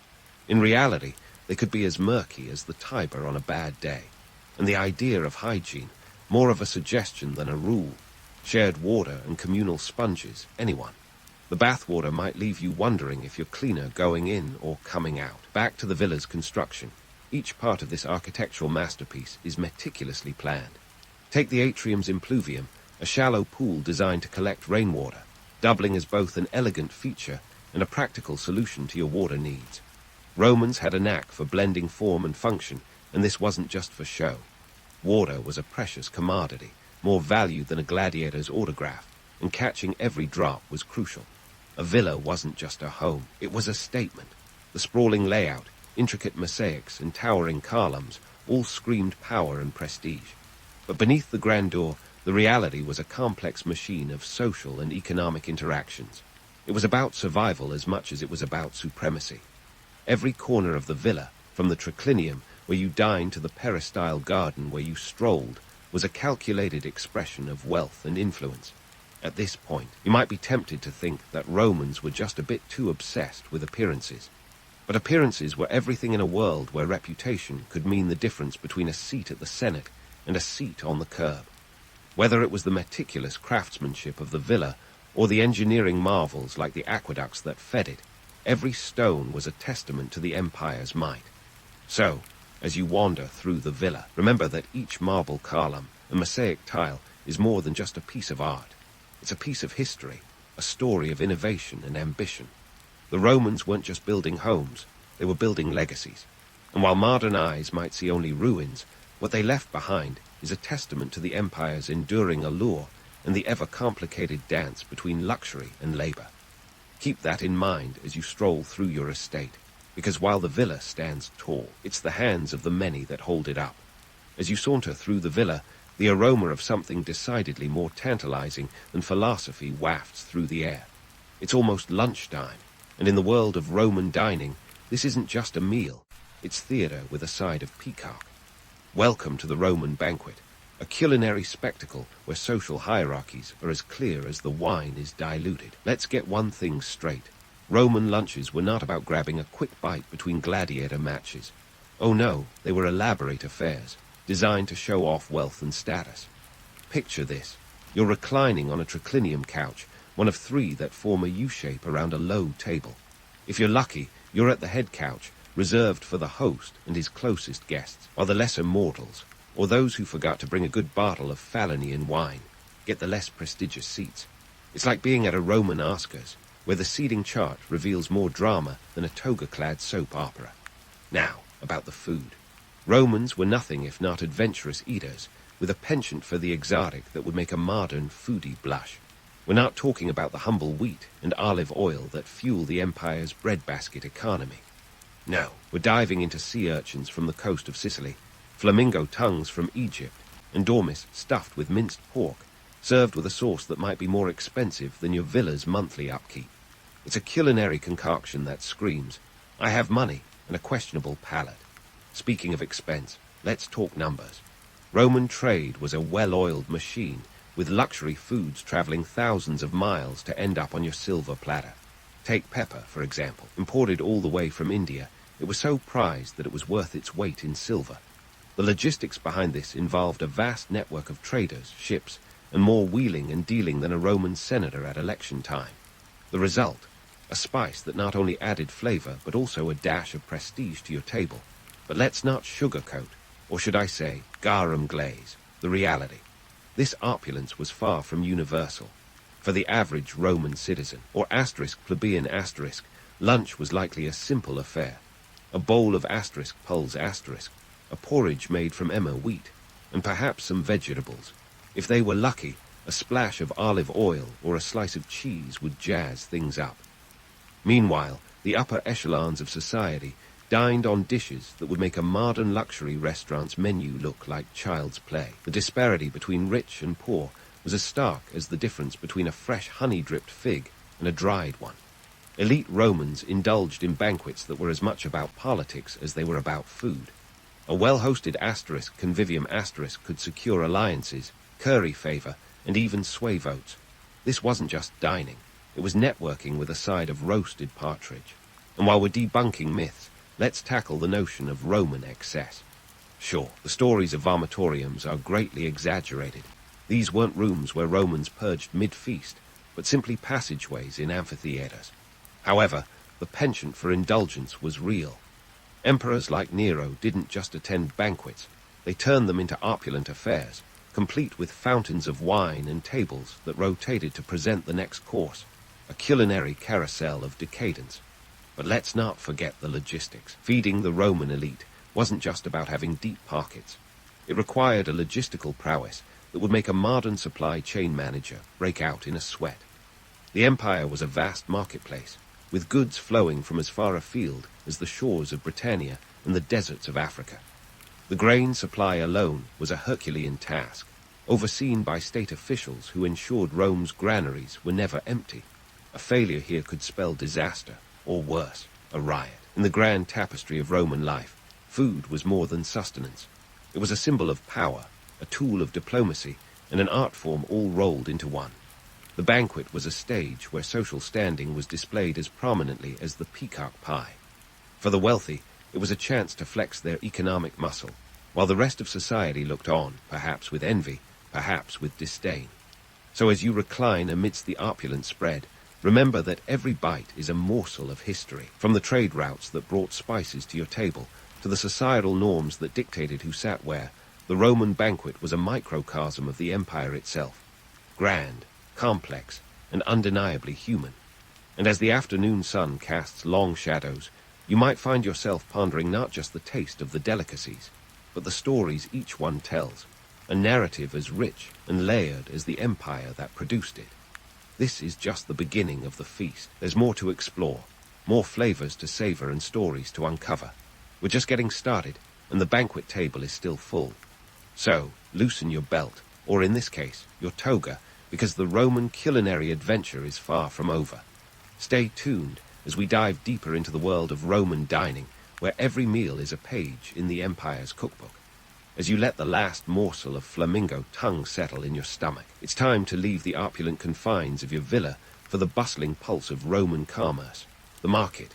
Imagine a world where Amazon Prime is replaced by a lively forum echoing with haggling voices and the smell of fresh produce mixed with, well, let's just call it the aroma of humanity. Welcome to the Roman market, your one-stop shop for everything from spices to scandal. First, let's talk sesterces and denarii, Roman currency that's got more drama than a toga party after too much Falanian wine. In the 1st century, the denarius was the workhorse of Roman currency, a silver coin worth about 4 sesterces. To put it in perspective, a skilled laborer might hope to earn about a denarius for a day's work, which sounds fair, until you realize a decent toga could set you back 15 to 20 denarii. That's right. Those flowing garments weren't the everyday where Hollywood might have you believe. They were more like the ancient equivalent of a tuxedo, reserved for formal occasions or when you wanted to impress the neighbors. Most Romans, including you on a casual day, would sport a tunic, which is essentially the Roman version of a t-shirt. Simple, practical, and unlikely to trip you up while you're closing a big trade deal. Togas, on the other hand, were the ultimate sartorial power move, a social status indicator that screamed, "Look at me, I'm important," without uttering a word. But they were also cumbersome, about as easy to wear as a fitted sheet with a mind of its own, requiring a special servant known as a asterisk vestiplicus asterisk just to drape the thing correctly. Now, back to the market, where the real fashion show happens. Only this time, it's not about clothes, but goods. Roman markets were the financial lifeblood of the city, a cacophony of commerce with origins as exotic as the goods themselves. Picture trade routes snaking from the far reaches of the empire, from the olive groves of Hispania to the spice-laden ships from India, all converging in this bustling hub. It's like a giant, open-air global exchange, minus the PowerPoint presentations and air conditioning. But don't let the romance of the marketplace fool you. Behind every stall is a web of politics and economics. The grain supply, for instance, was a political hot potato. Rome's emperors knew that keeping the populace fed was key to avoiding unrest. This meant grain imports, primarily from Egypt, were heavily regulated, sometimes even subsidized, to ensure the masses had their daily bread. Meanwhile, luxury imports like silks and spices were taxed to the hilt, a clever way to keep the empire's coffers filled, while making sure only the elite could flaunt such extravagances. Speaking of which, let's delve into the trade routes themselves, a logistical marvel that would make a modern-day logistics manager swoon. Take the Silk Road, a sprawling network of trade paths that connected Rome with the distant lands of China. It was less a single road and more a series of interconnected highways through which silk, spices, and other exotic goods flowed, albeit at a snail's pace by today's standards. A round trip could take 2 years, with goods changing hands more times than a good story at a Roman banquet. The politics of commerce didn't stop at logistics. Roman merchants were savvy players in the empire's economic chess game, maneuvering through a minefield of tariffs and taxes that would make a CPA break out in a cold sweat. Take the asterisk portorium asterisk, the customs tax levied on goods brought into Rome. It was a necessary evil, ensuring the empire had the funds to maintain its legions and infrastructure. But it also meant that the price of those imported figs from Carthage included a little extra for the emperor's coffers. And while we're talking economics, let's bust another myth, the notion of the Roman market as a place of pure chaos. Sure, it was busy, but it was also surprisingly organized. Stalls were arranged by type of goods, much like a modern department store. You had your asterisk macelum asterisk for meats, asterisk forum boreum asterisk for cattle, and the asterisk forum piscarium asterisk for fish. It was a system that made sure you could find what you needed, whether it was a new pair of sandals or a side of beef, without wandering aimlessly like a lost gladiator. But enough about the logistics. Let's take a moment to appreciate the sheer human spectacle of it all. The market was where Romans from all walks of life converged, a melting pot of patricians and plebeians, slaves and freedmen. It was a place where fortunes could be made or lost faster than you could say, "Hail Caesar," and where gossip flowed as freely as the wine at a bacchanalian feast. Here, the market wasn't just about buying and selling goods. It was about buying and selling influence. Deals were struck, alliances formed, and sometimes reputations were irreparably tarnished. It was a microcosm of Roman society, where the power dynamics of the empire played out on a smaller, but no less significant, stage. As afternoon fades into evening, you might find yourself reflecting on the market's role in the grand tapestry of Roman life. It was more than just a place to shop. It was the beating heart of the empire's economy, a testament to the ingenuity and adaptability of its people. The market was a place where history was made daily, one transaction at a time. And as you make your way home, laden with the fruits of the day's commerce, you carry with you not just goods, but the stories and secrets of a city that never sleeps. The market is a stage where the drama of Roman life unfolds, a reminder that in this ancient world, as in ours, commerce and culture are inseparably intertwined. In this bustling world of trade and exchange, the market offers a unique window into the complexities of Roman society, a vibrant scene of economic prowess and social maneuvering. But don't get too comfortable. Our journey through the intricacies of Roman life is far from complete. There are more stories to uncover, more myths to debunk, and more layers to peel back. Stay with me as we continue to unravel the fascinating tapestry of life in a Roman villa, where every corner holds a new tale, and every tale a new insight. As the sun dips beneath the horizon, casting a warm glow over the mosaic floors and marble columns of your villa, it's time to swap the bustling marketplace for the evening's entertainment. If you've ever thought Romans were all about gladiators and chariot races, think again. Sure, those were popular, but the villa is where the subtler arts thrive. Think of it as the original Netflix, where the content ranges from philosophical debates to poetry readings, with a dash of political intrigue thrown in for good measure. Let's start with the literary scene, which was as lively as a toga party on a full moon. Romans had a voracious appetite for literature, and the villa's library was the perfect place to indulge it. Picture scrolls of papyrus and parchment neatly lining the walls, offering everything from the epic poetry of Virgil, whose Aeneid was the ancient equivalent of a bestseller, to the philosophical musings of Seneca. Books were a luxury, often costing more than a month's wages for a skilled laborer, yet they were indispensable for a patrician eager to flaunt his education and taste. But let's not romanticize it too much. The Roman literary world wasn't all high-minded dialogues and poetic stanzas. It was also a cutthroat arena where reputations could rise and fall faster than a poorly constructed aqueduct. Patrons showered poets with gifts or left them hanging, depending on the whims of political fortune. Think of it as ancient Rome's version of social media, where one flattering ode could catapult a poet to fame, while a satire aimed at the wrong senator could land you in exile, or worse. Then there's the role of religion, woven into the very fabric of Roman life. Forget the serene, orderly temples we often imagine. Roman religion was a messy, bustling affair, more like a community block party than a solemn ceremony. Rituals were numerous and varied, from the daily household offerings to lares and penates, those household guards keeping your villa safe, to grand state ceremonies dedicated to Jupiter or Mars. Participation wasn't optional. It was a civic duty, a way to maintain the delicate balance between favor and disaster. Miss a sacrifice, and you might find yourself on the wrong side of fortune, as the Romans believed the guards had a direct hand in everything from crop yields to military victories. Now, let's talk politics, the ever-present backdrop to Roman life, as inescapable as the toga itself. Politics wasn't just something that happened in the Senate, it seeped into every aspect of villa life. From the dinner table to the garden strolls, political maneuvering was as much a sport as any gladiatorial combat. Hosting a dinner for a visiting senator wasn't just about sharing a meal. It was a calculated move in the game of alliances and power. Political favors were the currency of the realm, traded as readily as any gold coin.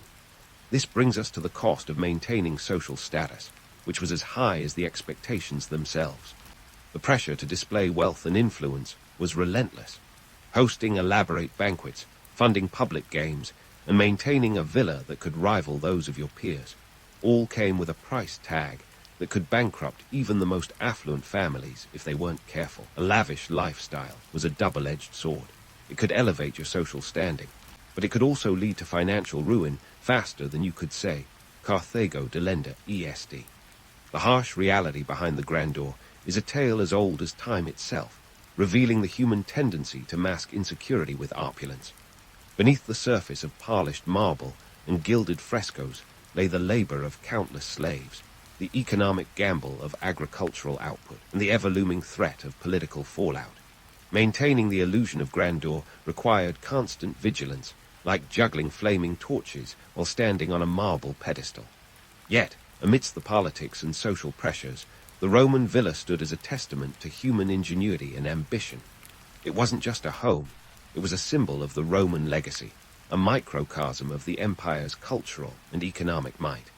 The villa was a space where art, literature, politics, and religion converged, creating a vibrant tapestry of life that echoes through the ages. Fast forward to today, and you can see the enduring legacy of Roman villas in modern architecture and culture. From the columns gracing the facades of government buildings to the open floor plans of contemporary homes, Roman design principles continue to influence the way we build and live. The Romans understood the power of space to convey status and comfort, a lesson that remains relevant in our modern world. As the evening draws to a close, you might find yourself pondering the stories these ancient walls could tell if only they could speak. Each chipped mosaic and weathered column is a silent witness to centuries of history, a reminder of the human stories that unfolded within, full of triumphs and trials, opulence and austerity. So as you prepare to retire for the night, let the villa's ancient echoes remind you of the complexities of Roman life, where luxury was both a privilege and a performance, and where every corner held a new tale waiting to be uncovered. The Roman villa, like the empire itself, was a marvel of its time, a testament to ambition and resilience. And as you drift off to sleep, know that the stories of ancient Rome, with all their grandeur and grit, continue to shape our understanding of the past and our vision for the future. In the bustling heart of ancient Rome, where senators strutted in their togas like they owned the place, because frankly, they kind of did, there was one name that stood out in the grand game of power and politics, Appius Claudius Caecus. This guy wasn't just any Roman official. He was the Steve Jobs of water supply, the Elon Musk of ancient infrastructure. Around 312 BC, while the rest of the world was figuring out which end of the spear was which, Appius was busy innovating the first Roman aqueduct, the Aqueducts. Now, this wasn't just some vanity project to impress his peers, or a way to get his name etched into the annals of history, though it certainly did that. No, this was a strategic move to cement his legacy, and perhaps get a few more votes come election time.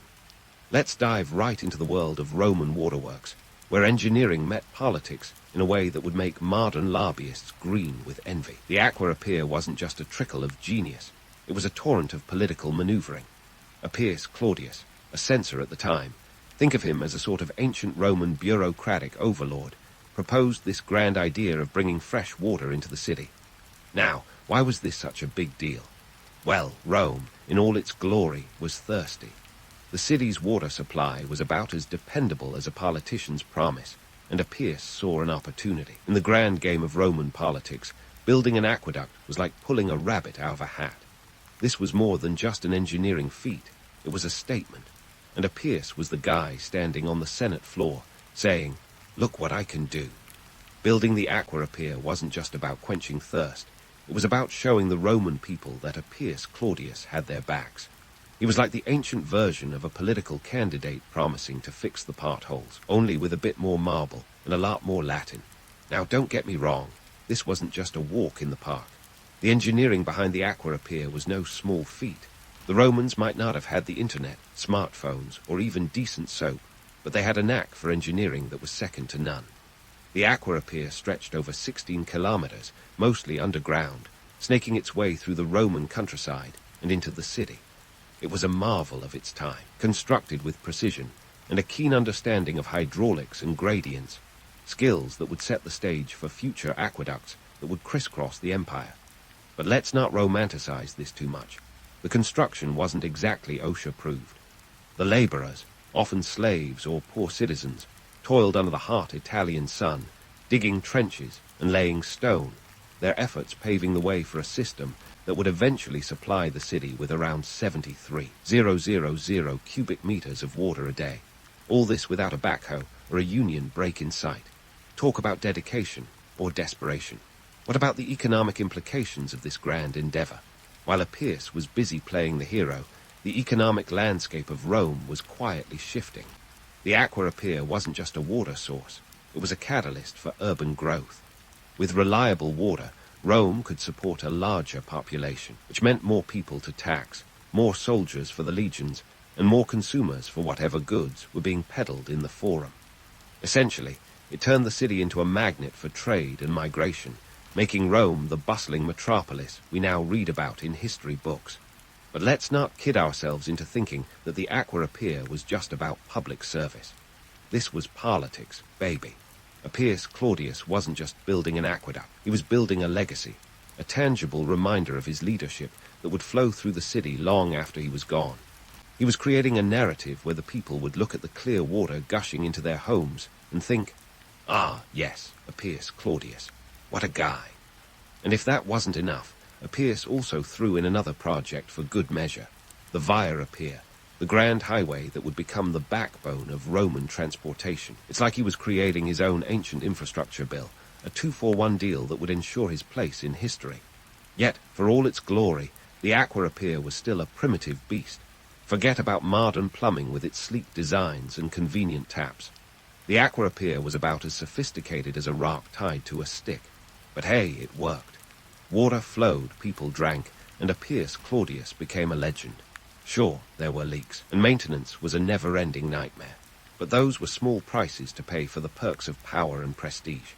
This was the beginning of a new era for Rome, one where water wasn't just a necessity, but a symbol of power, ingenuity, and the ability to bend nature to human will. Appius Claudius might not have known it at the time, but he was setting the stage for a series of aqueducts that would crisscross Rome and beyond, stretching the empire's reach and bringing civilization to the farthest corners. In the end, the Aqueduct was more than just an aqueduct.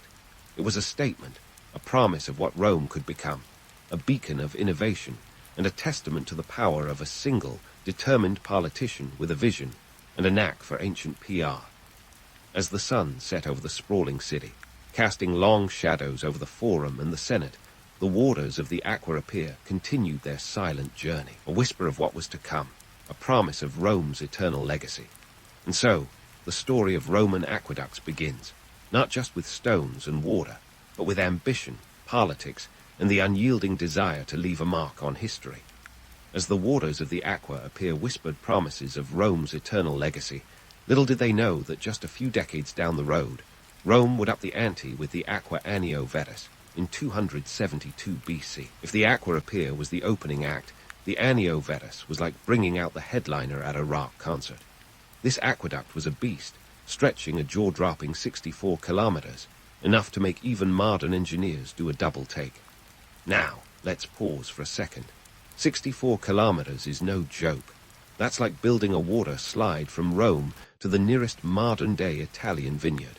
And speaking of wine, you can bet your last denarius that the Romans were raising their goblets to this engineering marvel.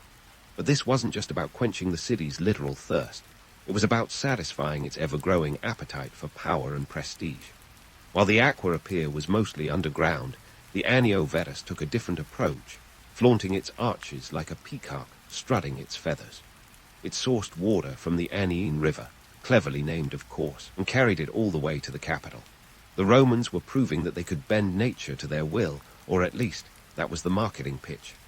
Behind the scenes, it was less glamorous, a horde of laborers, many of them slaves, toiling away with primitive tools, digging, hauling, and constructing under the watchful eyes of Roman overseers. Ah, slave labor. The ancient world's got a solution for getting things done on the cheap, but let's not romanticize it as some noble pursuit of architectural greatness. This was more about economics than ethics. The Roman Republic, with its insatiable hunger for expansion, needed these aqueducts to support its bustling population and burgeoning economy. More water meant more people, which translated to more taxpayers and soldiers, a win-win for the Roman elite, who were always looking for ways to fund their next conquest or political campaign. And speaking of funding, let's talk taxes. The construction of the Aqua Anio Vetus wasn't a budget-friendly affair. It cost a staggering 180 million sesterces, or roughly the price of a small legion. To finance such a colossal project, the state relied on a mix of taxes and tributes from conquered territories. If you were a Roman citizen, the price tag probably didn't bother you too much, since the wealth flowed mainly from the provinces. But if you were on the other side of the empire, well, let's just say your contributions were less voluntary. Yet, all this investment wasn't just about keeping the citizens hydrated and the empire's coffers full. It was also a demonstration of Roman ingenuity, a symbol that Rome was not just a city, but the city. The construction of the Anio Vetus solidified Rome's reputation as a center of engineering brilliance and set a precedent for the aqueducts that would follow. These weren't just water channels.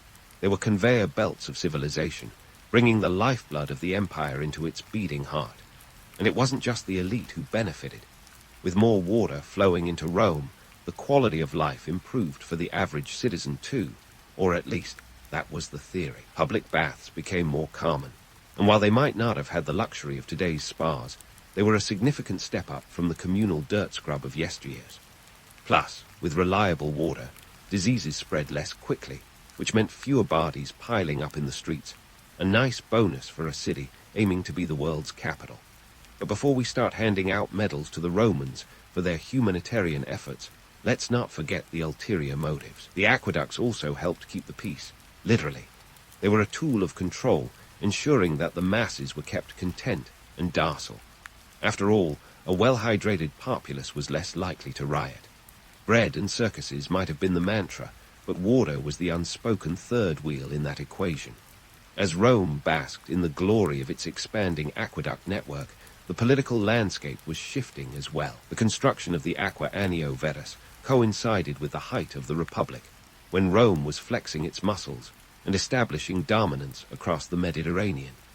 These aqueducts weren't just infrastructure projects. They were statements of intent, declarations that Rome was here to stay, and that its influence would flow as far and wide as its water. Yet, for all the grandeur of these aqueducts, let's not paint an entirely idyllic picture. The reality was far from the marble and gold fantasy that Roman propaganda loved to display. The construction was grueling, the maintenance relentless, and the politics behind it all as murky as the Tiber on a bad day. But in true Roman fashion, they persevered, driven by ambition, necessity, and a vision of an empire that would stand the test of time. As the Aqua Anio Vetus carried its life-giving waters into Rome, it was more than just an engineering feat. It was a testament to the Republic's tenacity and a glimpse into its future, a future where aqueducts would become the arteries of an empire, pumping not just water, but prosperity, influence, and power into the heart of the ancient world. And so, the story of Rome's aqueducts continued, a tale of ambition, innovation, and the unyielding desire to leave a legacy that would echo through the ages. As the story of Rome's aqueducts continued to flow like a well-tuned water feature, the stage was set for a new chapter under the imperial period, where Augustus played the lead role. This time, Rome wasn't just about surviving. It was about thriving and flaunting its engineering prowess on the grandest scale. Enter Augustus, the first Roman emperor who, let's face it, had a knack for PR that would make even the most seasoned spin doctor envious. Augustus saw Rome as a canvas, and aqueducts were his brush to paint a picture of imperial grandeur. Augustus wasn't content with just maintaining the status quo. No, sir. He wanted to be remembered as the emperor who transformed Rome from a city of bricks into a city of marble, and water, lots of it. So, he embarked on a series of water reforms that would make the ancient world sit up and take notice. Under his reign, the water commissioner Agrippa, a man who probably dreamed in blueprints and water flow, doubled Rome's water supply. Yes, doubled. Now, that's the kind of promise you can't fake with a catchy slogan. These reforms weren't just about quantity. They were about quality, too. Augustus understood that a dripping tap here and a clogged pipe that could lead to a literal flood of complaints. So, he made maintenance a priority, introducing regular inspections to keep the aqueducts in tip-top shape. Imagine an ancient Rome where water flows smoothly. It's almost like picturing an internet connection that never drops. Augustus was on a mission, and the stakes were no less than the eternal glory of Rome itself. But let's not get too swept away by this vision of imperial efficiency. The reality was, maintenance was as much a political game as constructing the aqueducts had been.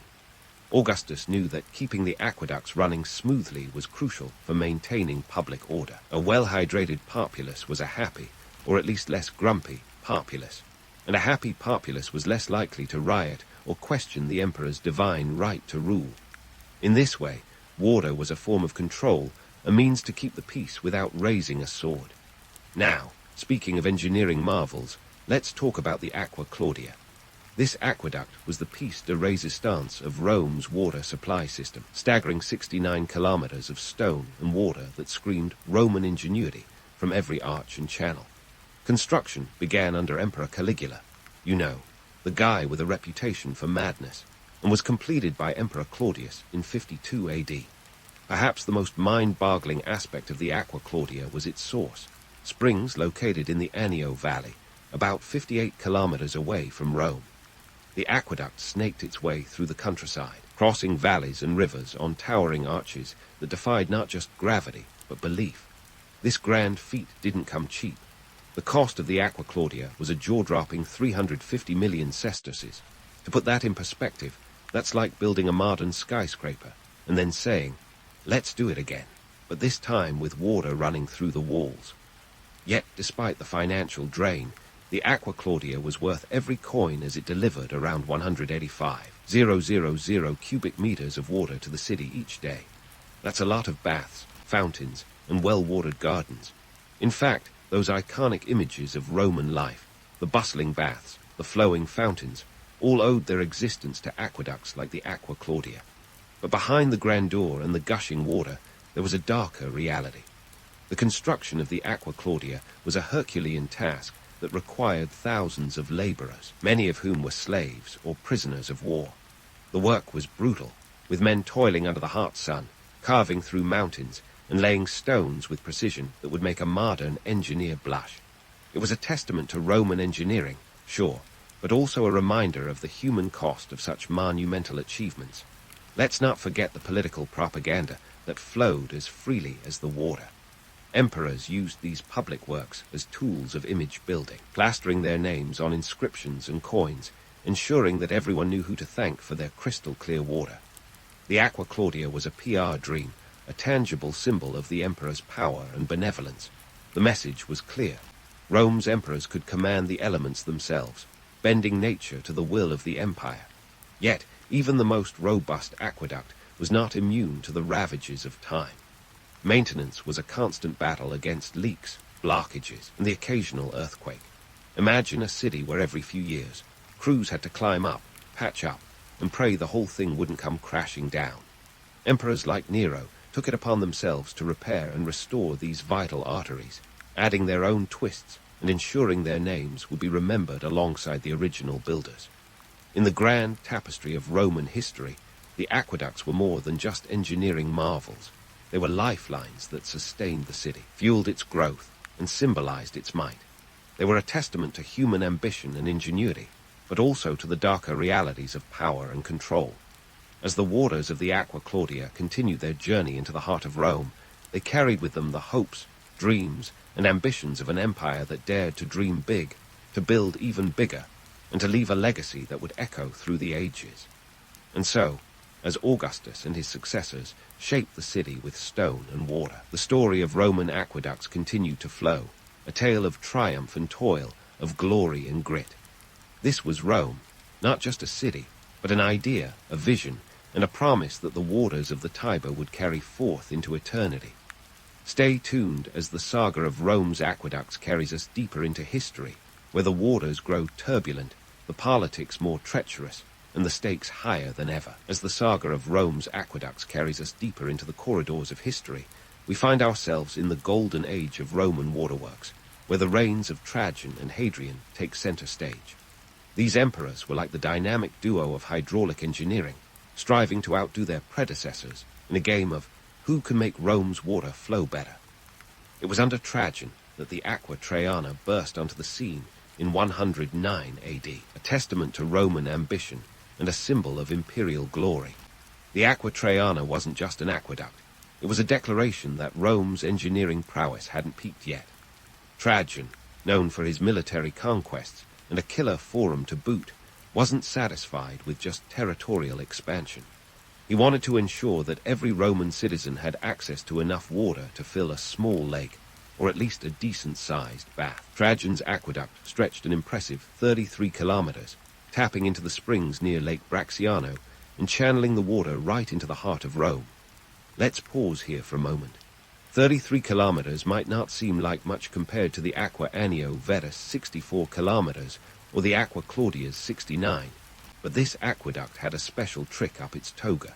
It wasn't just about distance, it was about quality. The Aqua Traiana brought in some of the freshest, cleanest water Rome had ever seen, straight from the lush, verdant hills of Etruria. It was like swapping out your regular tap water for premium artisanal spring water, all courtesy of Trajan's vision. But here's where the plot thickens. While the Aqua Traiana was a marvel of its time, it wasn't all smooth sailing. Keeping these water highways flowing was about as easy as keeping a toga wrinkle-free on a windy day. The logistics of it all were mind-boggling, demanding a small army of engineers, laborers, and maintenance crews to keep things running. We're talking about a system that relied on gravity, precision, and a lot of elbow grease. Forget about modern conveniences like pumps or valves. This was all about meticulous planning and execution. And here's a fun fact for you. The Romans even had a job title for the folks who dealt with the nitty-gritty of aqueduct upkeep, the curator aquarum, or caretaker of the waters. Imagine the pressure of that role.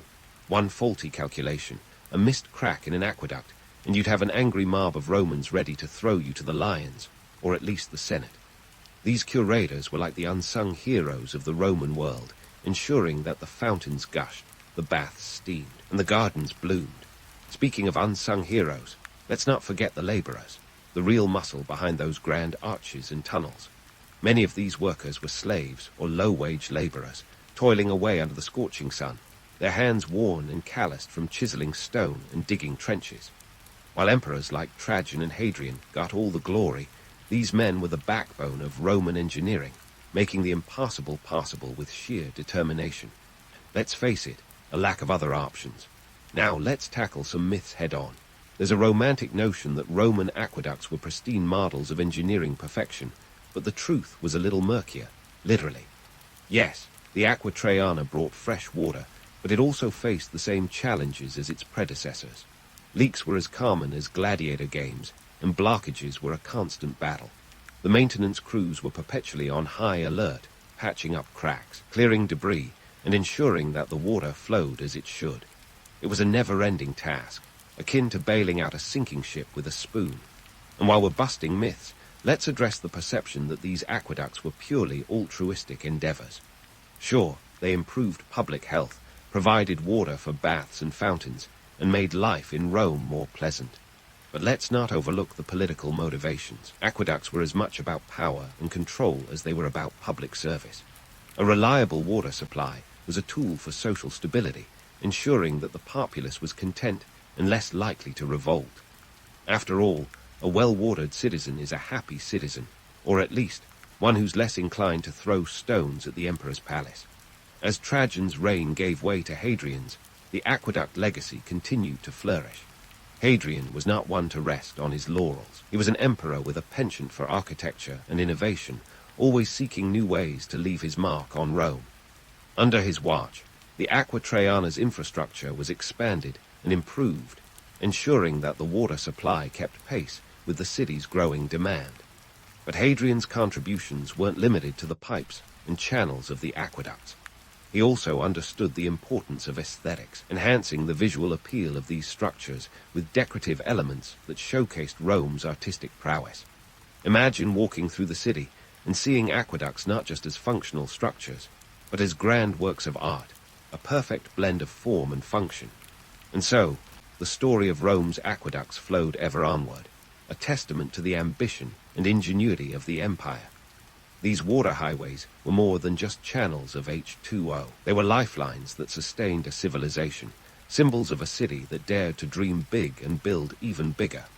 As we look back on this golden age of Roman engineering, it's clear that these aqueducts were not just feats of construction. They were monuments to human ambition, creativity, and yes, a fair bit of political cunning. As the waters of the Aqua Traiana continued to course through the heart of Rome, they carried with them the hopes and dreams of an empire that never stopped striving for greatness.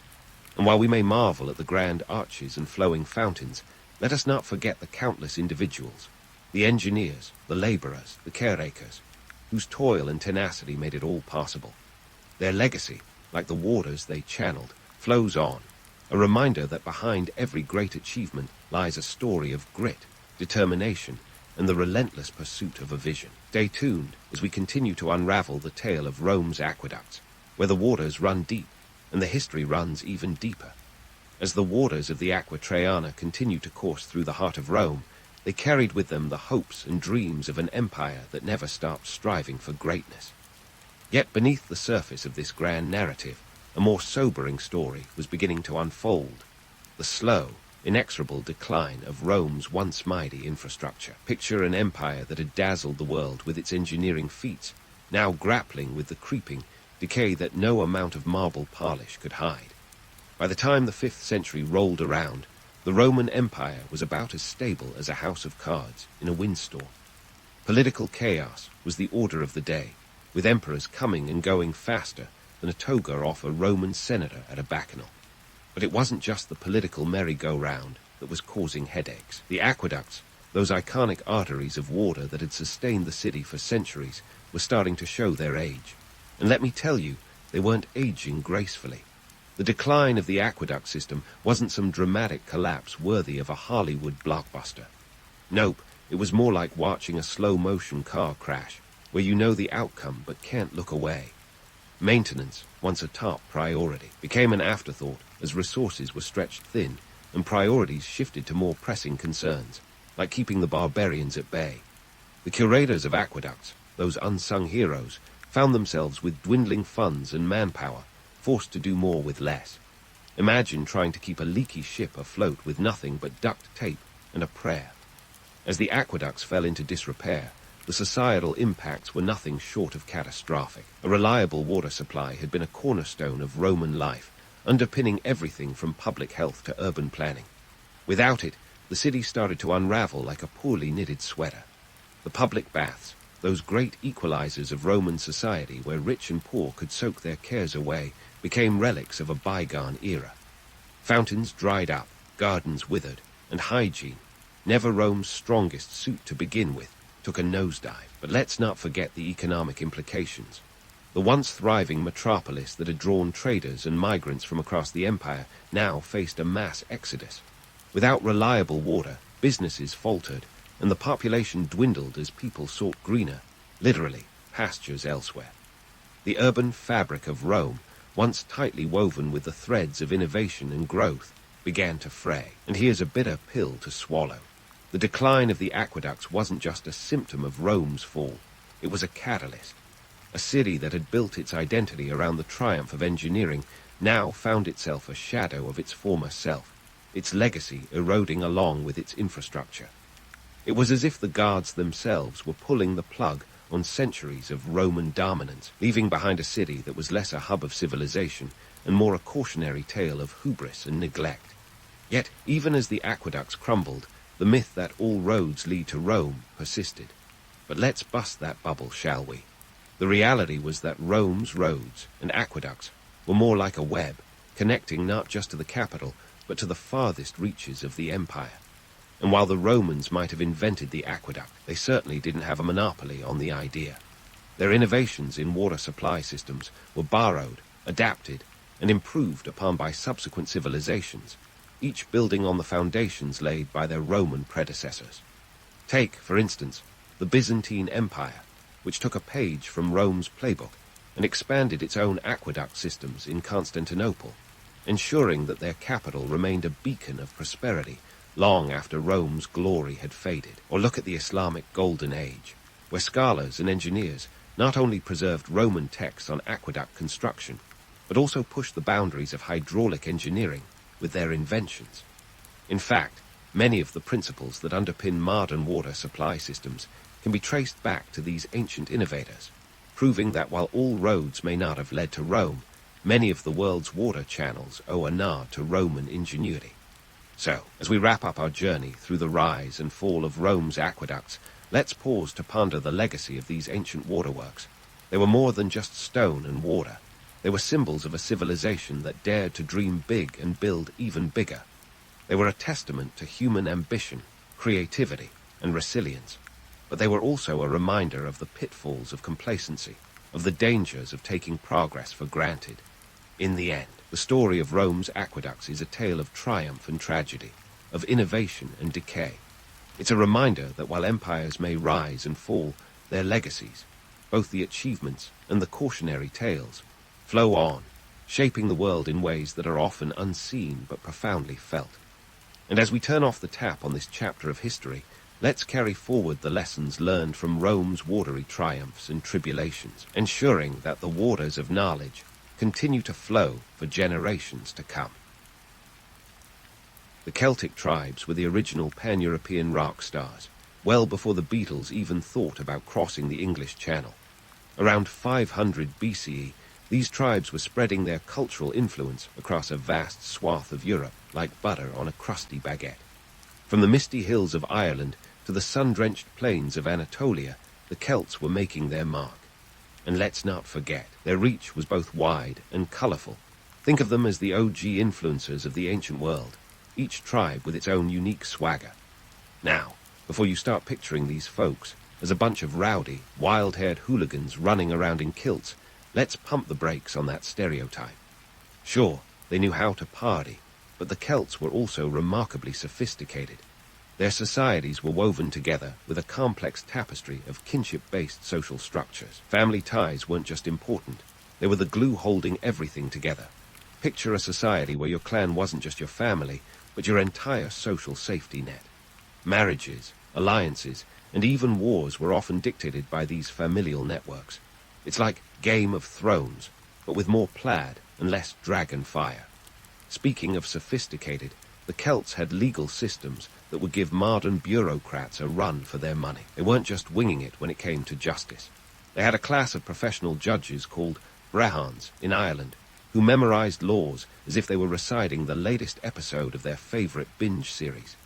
These laws covered everything from property rights to personal injury, and they were surprisingly progressive. Women, for instance, had rights that would make any feminist from the early 20th century nod in approval. They could own property, initiate divorce, and were often leaders in their own right. But let's not get too starry-eyed about the Celts just yet. While they had their act together in many ways, they also had a penchant for the dramatic. Headhunting, for example, was a thing. The Celts believed that the soul resided in the head, so taking an enemy's noggin was considered the ultimate power move. Talk about a hardcore trophy collection. It's one of those quirks that makes you realize history's idea of normal can be as twisted as a Celtic nod. Artistic achievements were another area where the Celts shone like a freshly polished torque. Their jewelry game was on point. They created intricate designs with swirling patterns that would make a modern tattoo artist green with envy. The Latin culture, named after an archaeological site in Switzerland, is particularly famous for its art style, which featured everything from elegant metalwork to ornate weaponry. If bling was a language, the Celts were fluent. Now, back to those myths. Because let's face it, the savage Celt stereotype is as stubborn as a mule in a muddy field. This image was partly fueled by Roman propaganda. The Romans, not ones to shy away from a bit of creative storytelling, painted the Celts as brutish barbarians. Julius Caesar himself had a field day with this narrative to justify his campaigns in Gaul. In reality, the Romans were likely more intimidated by the Celts' fierce independence and military prowess than they let on. Caesar's Gallic Wars wasn't just a military campaign, it was a PR strategy. Let's sprinkle a little more context on this historical salad. The Celts weren't a monolithic group. Instead, they were a collection of tribes with cultural similarities, but plenty of regional differences. The Gauls in what is now France, the Galatians in Turkey, the Britons in Britain, and the Iberians in Spain all had their unique spins on Celtic culture. It's like comparing apples to oranges, but they're all still fruit, right? Their geographic spread also meant they encountered a smorgasbord of different cultures. These interactions were a two-way street. While the Celts influenced their neighbors, they also absorbed elements from them, creating a vibrant cultural exchange. The Celtic tribes were like a living, breathing version of the European Union, minus the bureaucracy and with a bit more swordplay. In terms of societal norms, the Celts were leagues ahead in some areas. They had a warrior aristocracy, think knight in shining armor, but with more facial hair and fewer ideals about chivalry. This class was supported by farmers, craftsmen, and bards. Ah, the bards. These folks were the rock stars of their age, traveling from village to village, singing tales of heroism and woe. They were the keepers of history and the bearers of news, ensuring that tribal stories lived on long after the warriors had hung up their swords. To sum it all up, the Celts were a fascinating mix of contradictions. They were warriors and artists, traditionalists and innovators, farmers and fighters. Their societal structures were as intricate as their art, and their legacy is as enduring as their myths. So next time someone tries to sell you on the idea of the barbaric Celt, just remember, these folks were more than just the wild men of Europe. They were the cultural powerhouses of their time. Now, if you thought the Celts were just about swinging swords and crafting stylish jewelry, you'd be missing out on their more down-to-earth talents. Farming, trading, and minting coins like they were the ancient world's version of Wall Street traders. Let's dig into the dirt, quite literally, and explore their agricultural practices. The Celts were no strangers to getting their hands dirty, and their farming skills were the backbone of their economy. Forget the romantic notion of the solitary warrior. The real action was happening in the fields. Agriculture was the bread and butter of Celtic life, quite literally, as their diet was heavy on grains. They cultivated barley, oats, and wheat, rotating crops like they were playing an ancient game of Tetris. This smart agricultural practice not only kept the soil fertile, but also ensured they had a steady food supply. Fields were ploughed with the help of oxen, and if you think that sounds slow, try doing it by hand. By 400 BCE, iron ploughshares were in use, making them the John Deere of the Iron Age. And these weren't just small, subsistence plots. Celtic farms could cover areas that would make a modern farmer take a deep breath and a long sip of coffee. But the Celts didn't just live by the plough alone. They were savvy traders too. Their trade networks stretched across Europe like a well-woven tapestry. From the Mediterranean to the Atlantic, Celtic goods were the ancient version of trending commodities. They traded salt, a resource so valuable it was practically worth its weight in gold, or at least in silver. Salt was the ancient world's refrigerator, preserving meats and maintaining food supplies throughout the year. In return, they received wine, olive oil, and other exotic goods, which traveled up the trade routes like ancient Amazon deliveries, minus the 2-day shipping. Celtic coinage. Now there's a topic that could fill a treasure chest. The Celts started minting their own coins around the 3rd century BCE, and these weren't your run-of-the-mill, heads or tails coins. They were little works of art, often adorned with complex designs that would make even the most seasoned numismatist swoon. Unlike the standardized Roman currency, Celtic coins varied widely in shape and size, resembling more of an experimental art project than a state-sanctioned currency. But these coins were more than just pocket change. They were a statement of power and identity. A tribe minting its own coins was like planting a flag, declaring economic independence and prowess. Forget Bitcoin. This was the original crypto craze. Now let's talk about the role of women in this bustling economy. The romantic image of Celtic women as fierce warriors isn't entirely off base. Let's not overlook their less glamorous, yet equally powerful, roles as economic players. Women could own land and engage in trade, acting as both producers and consumers in their society. They weren't just sitting pretty, they were active participants in the economy. In some tribes, women even oversaw entire estates. And if you were thinking these roles were mere anomalies, think again. Boudica, the famous Celtic queen who gave the Romans a run for their denarii, wasn't just an exception. She was a symbol of the potential power women could wield. Speaking of wielding power, let's turn our gaze to the pragmatic side of Celtic warfare. No doubt, the image of the fearsome Celtic warrior charging into battle with wild hair and a battle cry to shake the heavens is exhilarating. But the reality was far more strategic. Celtic warfare wasn't just about brute strength. It was a game of strategy, alliances, and often economic necessity. Warfare was as much about securing resources and trade routes as it was about tribal pride. Alliances were forged and broken like ancient soap opera plotlines, with tribes constantly jostling for position and power. It wasn't just about who had the sharpest sword, but who could outmaneuver their opponents politically and economically. The Celts were masters of the strategic alliance, often joining forces with other tribes to face common enemies. These alliances were as complex as the political machinations of a modern-day election, and often just as cutthroat. The Romans were a frequent adversary, and while the Celts didn't always come out on top, they certainly made life difficult for the expanding empire. It's a testament to their tenacity that Caesar had to employ not just his legions, but also his pen to diminish their image and justify his campaigns against them. There's a reason why divide and conquer isn't just a catchy phrase. It was a strategy the Romans learned well in their dealings with the Celts.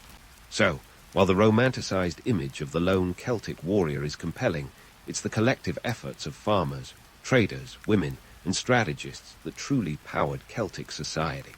Their economy wasn't just about survival. It was about thriving in a world where every resource was a potential game changer. The Celts were more than just warriors. They were a society that understood the power of the economy, the value of trade, and the importance of alliances. In short, they were the shrewd entrepreneurs of the ancient world, and their legacy is as rich as the lands they once tilled. Stay tuned, because there's more to uncover about these fascinating people who were more than the sum of their myths. Speaking of the Celts' knack for entrepreneurship, let's dive into their political structures, which were as multifaceted as the patterns on their famous talks. Forget the romanticized image of a lone king ruling with an iron fist. Celtic leadership was more of a communal affair. The Celtic tribes were led by chieftains, each one a sort of local CEO, but with more of a penchant for battle cries than board meetings. These leaders were often elected from the nobility by a council of warriors and nobles, showcasing a rudimentary form of democracy long before the Greeks laid claim to the idea. It's like the world's earliest corporate ladder, complete with its own version of shareholder meetings and hostile takeovers. But here's where it gets spicy. Celtic kingship wasn't a lifetime gig. Leadership was based on merit and popularity, not just lineage. If you were a king who couldn't keep the peace or win battles, your reign might be shorter than a Roman toga. Leadership was often contested, and rival factions within a tribe could result in internal strife worthy of a soap opera. The idea of a lifelong ruler was more Roman than Celtic, and Rome was still painting itself as the posh neighbor who threw the best parties while quietly envying the Celts' wild independence. Now, enter the Druids, the mystical rock stars of the ancient world, but with a twist. Far from being just the wand-waving, spell-casting wizards of lore, Druids were the intellectual heavyweights of Celtic society. These were the folks who really knew how to work a room, serving as political advisors, judges, and educators. Imagine a hybrid of a modern-day Supreme Court, university professor, and spiritual guru, all rolled into one. Druids didn't just dabble in mysticism. They were the power behind the throne, whispering sage advice into the ears of kings and chieftains, and they didn't just pop out of the woods with a beard and a staff. Druid training was rigorous, often taking up to 20 years, longer than most modern PhDs, but without the student loans.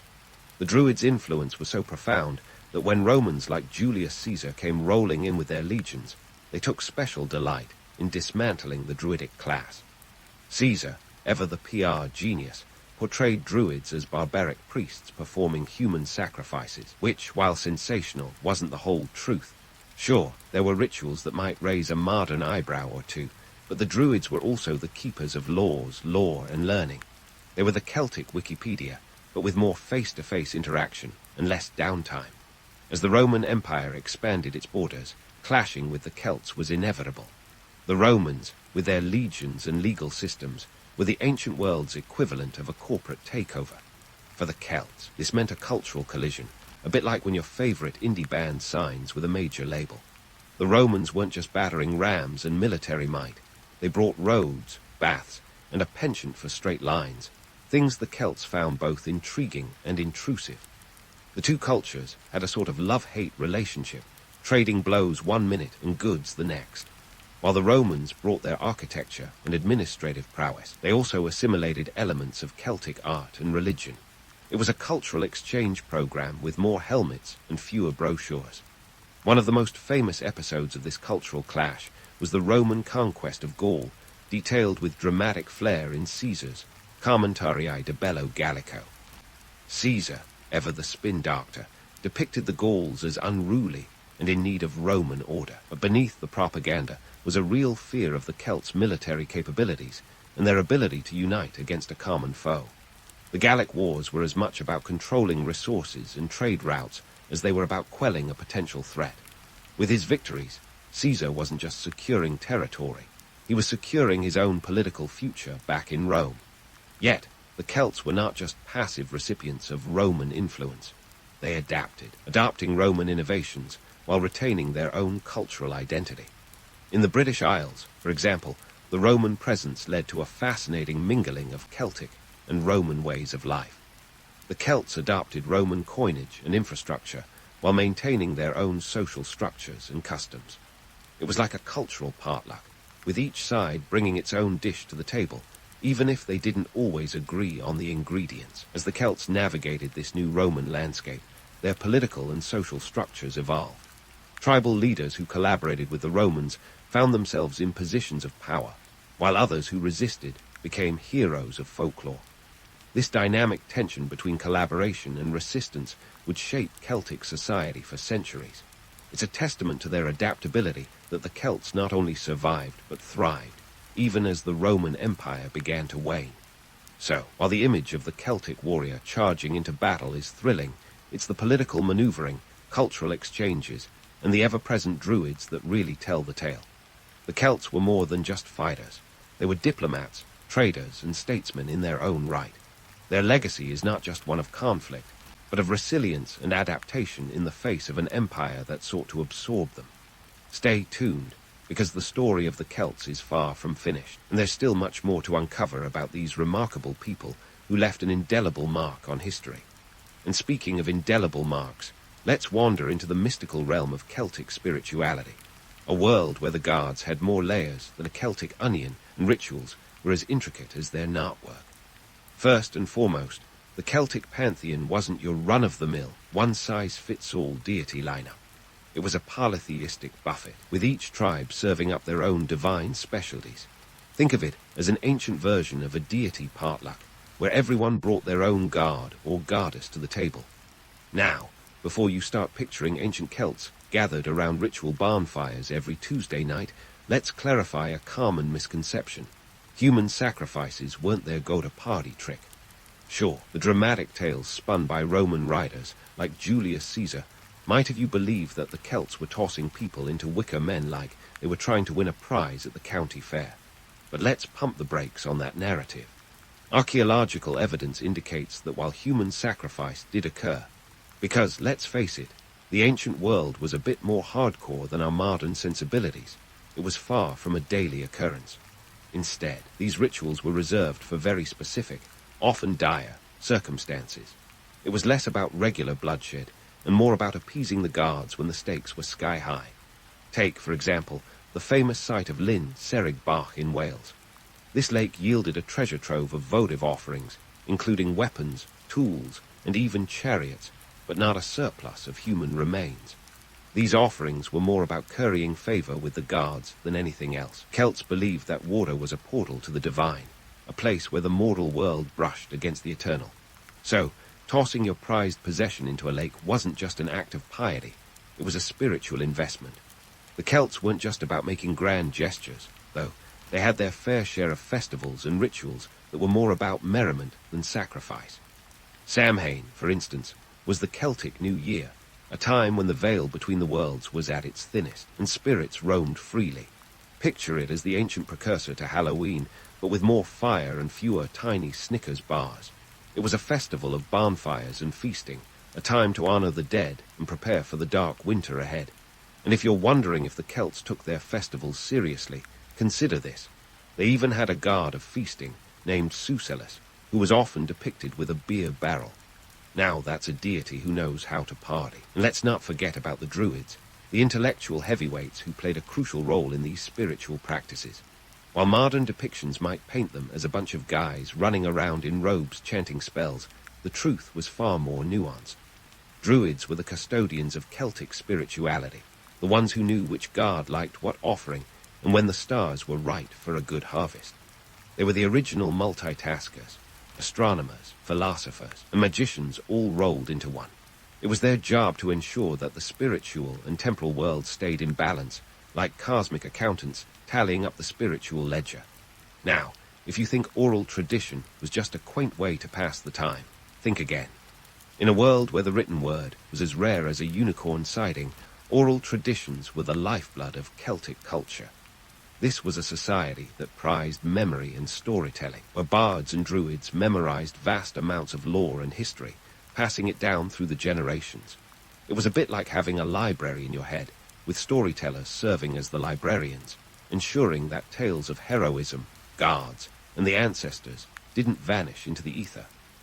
This oral tradition was more than just entertainment. It was a way of preserving identity, ensuring that even as the world around them changed, the core of Celtic culture remained intact. The Celts' spiritual practices were deeply intertwined with their everyday lives, blending the sacred and the mundane into a seamless tapestry. Their gods were not distant, untouchable beings, but entities that walked among them, influencing everything from the weather to the outcome of a harvest. In this, the Celts were not so different from us, seeking meaning and guidance from forces beyond their control. It's a reminder that while the trappings of belief may change, the human quest for understanding remains timeless. So, when you hear tales of the savage Celts and their barbaric rituals, take a moment to consider the depth and complexity of their spiritual life. The Celts were more than the sum of their myths. They were a people who lived with one foot in this world and the other in the next, crafting a spiritual legacy that resonates to this day. And with that thought, let's keep the story rolling, because there's still a treasure trove of Celtic culture to uncover. Stay tuned as we continue to unravel the fascinating tapestry of these ancient people in the next chapter of our journey through history. From the misty glens of Scotland to the rolling hills of Ireland, the legacy of the Celtic tribes is like a haunting melody that refuses to fade.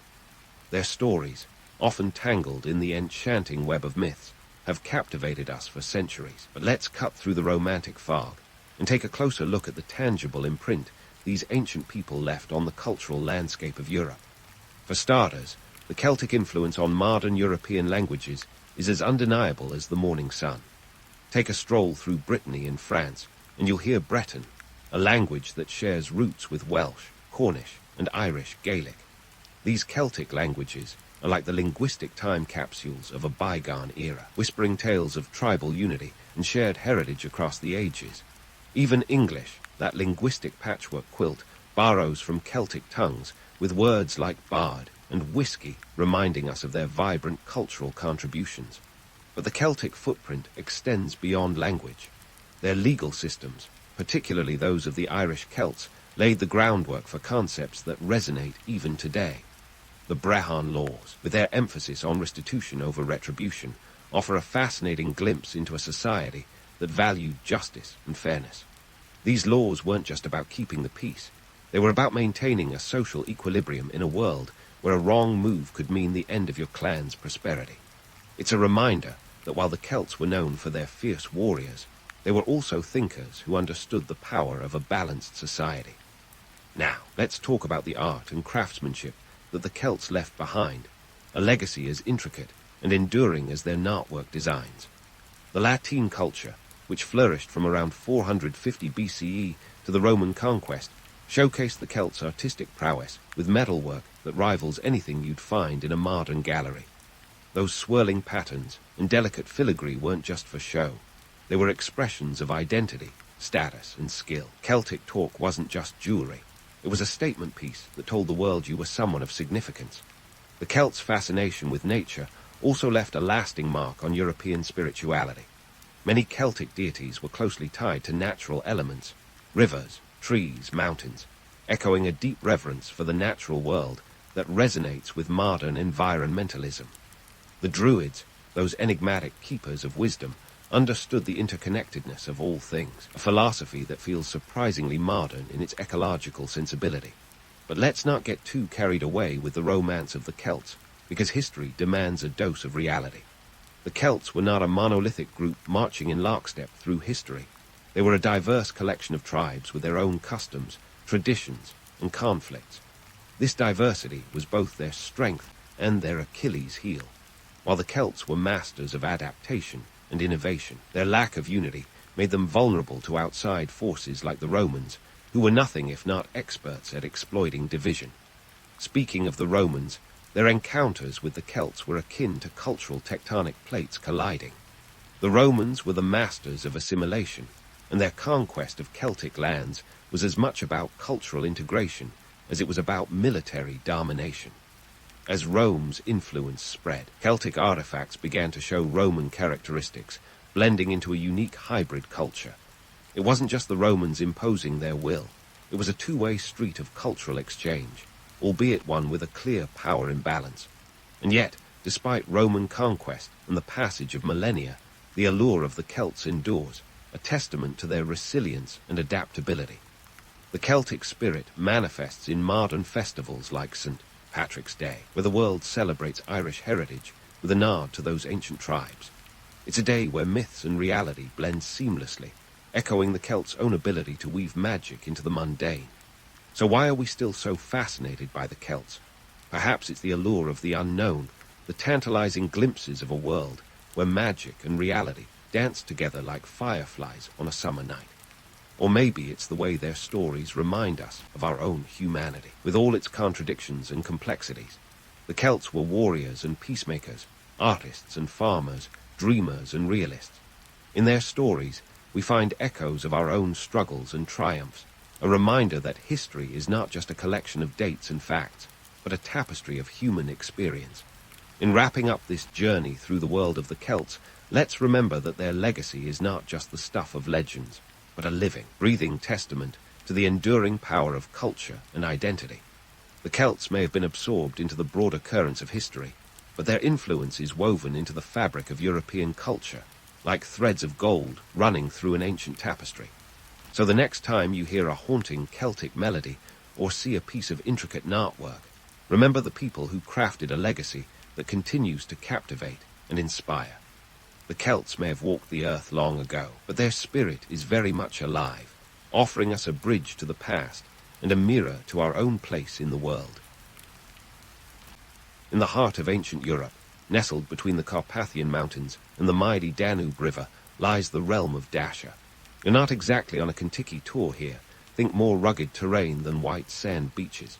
The Dacians, your new ancient neighbors, are a curious bunch. They're fierce warriors, yes, but also they're the kind of folks who'd make you raise an eyebrow or two at their more superstitious shenanigans. Now, let's set the scene. Dacia, a land that's all about the dramatic landscapes. It's almost poetic, if you like your poetry with a side of wild wolves and towering pines. You've got mountains that stretch over 500 meters high, like the majestic Moldovanu Peak, daring you to scale their heights. Rivers carve through the valleys, and forests thicker than a conspiracy theory provide a backdrop for the Dacian way of life. Geography isn't just a map here, it's the lifeblood of their culture, shaping everything from warfare to the way they think the world will end. Speaking of ends, let's not get too grim too quickly. The Dacians are a society deeply intertwined with nature. They're not just living off the land. They're in a constant dialogue with it. Think of them as the original environmentalists. If environmentalists also happen to believe in human sacrifice as a weather forecasting method, their reverence for the natural world isn't just spiritual mumbo-jumbo. It's woven into their everyday life. You'd find their altars not in dusty temples, but out in the open, where the wind could carry their prayers to the gods. Socially, the Dacians are a bit like your high school. There's the popular crowd, the warriors, and then there are the priests, who are the equivalent of the mysterious kids who know a little too much about crystals and the phases of the moon. The warriors, led by kings like Burebista, who ruled from 82 BC to around 44 BC, are the ones who give the Romans sleepless nights. Burebista managed to unite the tribes under a single banner, which is no small feat when you consider that tribal politics back then were more tangled than your earphones after a workout. But let's not get too distracted by the sword-swinging bravado. The Dacians also have an intellectual side, thanks largely to the priests known as the Capnabadai, or those who walk in smoke. These guys aren't just about chanting and sacred rituals. They're the keepers of knowledge, the ones who can read the stars and predict the harvest. They're also the ones who might suggest that the weird noise outside your hut is a bad omen, not just a bear rummaging through your trash. Now, about that ritualistic side of theirs. The Dacians have a knack for blending the practical with the mystical. Take their agriculture, for example. They rely heavily on the cycles of nature, and if the harvest looks a little sparse, well, maybe it's time to offer something more substantial than a prayer. Their rituals often involve animal sacrifices, but on special occasions, or when the gods seem particularly grumpy, human sacrifices might be on the menu. It's a bit like throwing a surprise party for the gods, hoping they'll RSVP with rain instead of drought. But don't let this fool you into thinking they are all doom and gloom. The Dacians are also builders of a fascinating society. Their capital, Sarmais Gerusa Regia, isn't just a mouthful to pronounce. It's a marvel of engineering. Perched high in the Orasti Mountains, this fortress is a testament to their architectural prowess. Built with precision, it's not just a place to defend, but a hub of Dacian culture and spirituality. Here, stone sanctuaries align with the stars, and the layout reflects a deep understanding of geometry and astronomy. While we're exploring the terrain, let's address one of the most romanticized aspects of Dacian life, the so-called immortality belief. It's often touted that Dacians laughed in the face of death because they believed they'd live forever. While this makes for a great cocktail party fact, it's a bit more nuanced than that. The Dacians did indeed hold a belief in the afterlife, but this wasn't just some carefree YOLO attitude. Their rituals and sacrifices were serious business, aimed at ensuring a favorable journey to the other side. The truth is, their concept of immortality was more about maintaining balance with the cosmos than about shrugging off mortality. Let's not ignore the elephant in the room, or rather, the Roman in the province. The Dacians and Romans had a relationship more complicated than any soap opera. The Romans, led by emperors like Trajan, saw Dacia as the glittering prize of the Balkans. Why? Those rich gold deposits, for one. The Dacians' lands were practically Fort Knox in terms of mineral wealth. Trajan's 2 wars against Dacia from AD 101 to AD 106 were driven as much by the lure of gold as by the desire to expand the empire. But the Dacians weren't going to just roll over. They put up a fierce fight, using their knowledge of the terrain to their advantage. They were no strangers to guerrilla tactics and could disappear into the forests like smoke. The Romans eventually triumphed, but not without a struggle that drained their resources and tested their mettle. In the aftermath, Dacia became a Roman province, but the Dacian spirit remained resilient. Their influence lingered, weaving into the fabric of the Roman world, much like the way their mountain streams fed into the Danube. So, while the Romans might have erected towering columns in their honor, the real legacy of the Dacians lies in their unique blend of warrior bravery and mystical reverence for the natural world. As you start to drift into the realm of sleep, let the echoes of the Dacians' world lull you, a land where mountains are more than rock, rivers more than water, and where the line between the natural and supernatural is as thin as the morning mist over the Carpathians. Rest now, and dream of a time when the fierce heart of Dacia beat strong against the relentless march of empire. As you drift off, still caught in the echoes of Dacia's fierce heart, let's pivot to something both fantastical and surprisingly practical: Dacian weather rituals. Picture this. It's not just another overcast day in ancient Dacia. No, it's a cosmic event. The skies are a canvas, and the Dacians are the artists, wielding masks and dances to sketch out their meteorological wishes. Now, if you're imagining a bunch of ancient folks boogieing around like they're a prehistoric Coachella, you're not too far off. But these weren't just any dances. Oh no, these were serious business. The Dacians believed that by donning intricate masks, think less Halloween, more haute couture, they could sway the seasons themselves. The masks weren't just for hiding identities. They were symbolic, representing spirits or forces of nature. Each dance step, each spin and leap, was a line in their dialogue with the cosmos, part of a grand narrative they believed could influence the very weather. And here's where things get really interesting. These ceremonies weren't just spiritual shindigs. They were costly, both economically and socially. Consider the materials. Handcrafted masks weren't exactly plucked off a tree. They required skilled artisans, and let me tell you, Dacian artisans didn't work for free. The cost of these materials and the labor involved was significant, and someone had to foot the bill. Who, you ask? That would be the local community, pooling resources like some ancient Kickstarter campaign.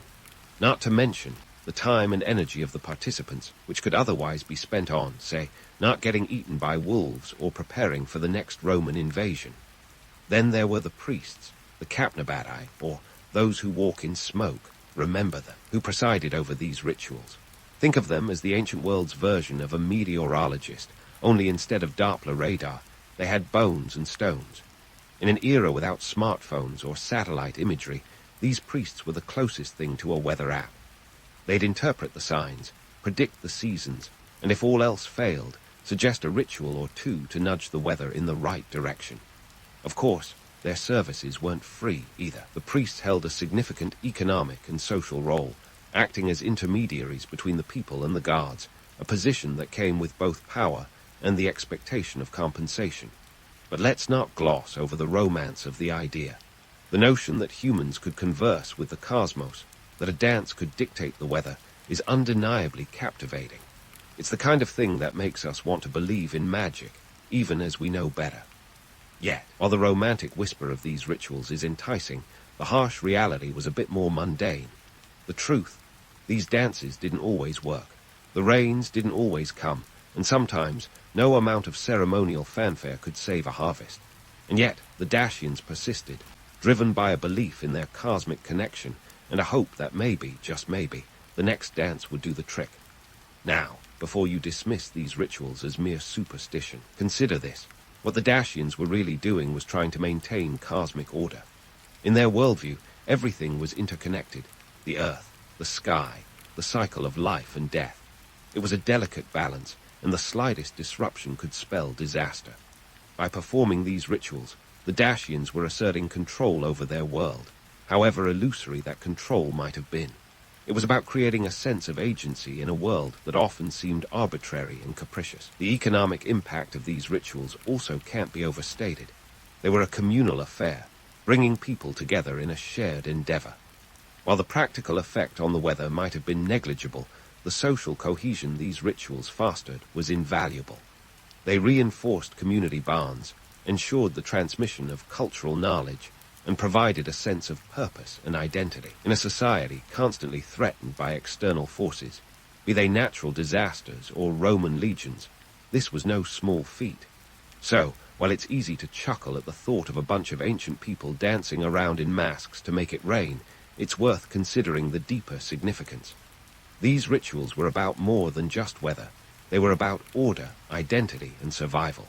And in that sense, maybe they weren't so different from the ways we try to control our own chaotic world today, whether through technology, community, or the stories we tell ourselves.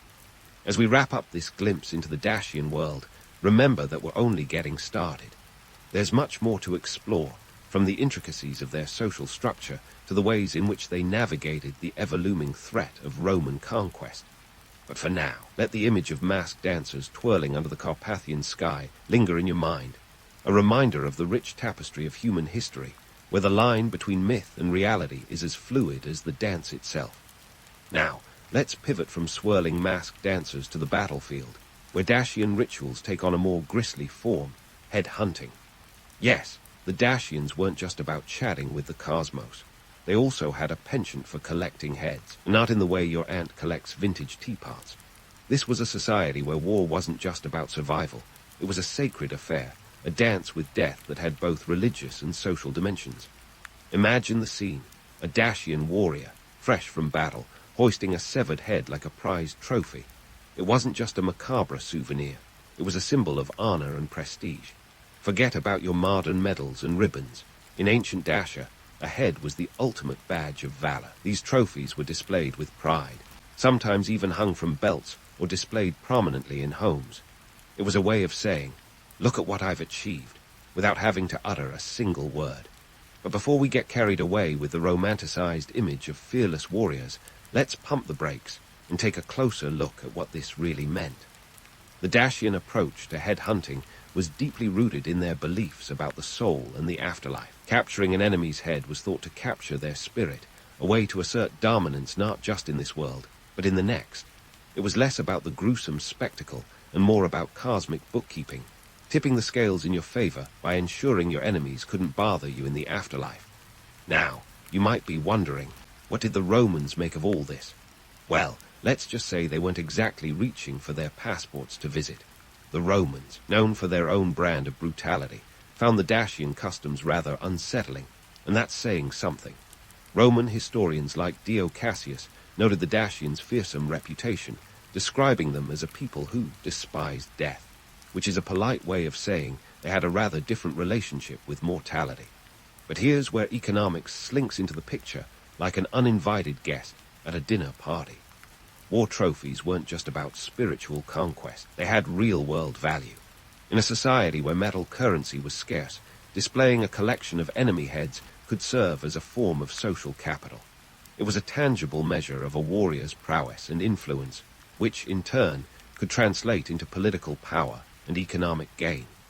Think of it as the ancient equivalent of LinkedIn endorsements, but with a bit more blood and fewer networking events. And let's not forget the practical implications. The act of taking a head wasn't just a barbaric flourish. It was a strategic move. It demoralized the opponent, sending a clear message. This is what happens if you cross us. It's the kind of psychological warfare that doesn't just win battles, but also shapes diplomacy. The Dacians used their reputation for ferocity as a bargaining chip, leveraging their fearsome image to negotiate better terms with their neighbors, or at least make them think twice before starting a skirmish. Yet, while the legend of the grinning Dacian warrior heading into battle sounds like the stuff of epic poetry, the reality was far more complex.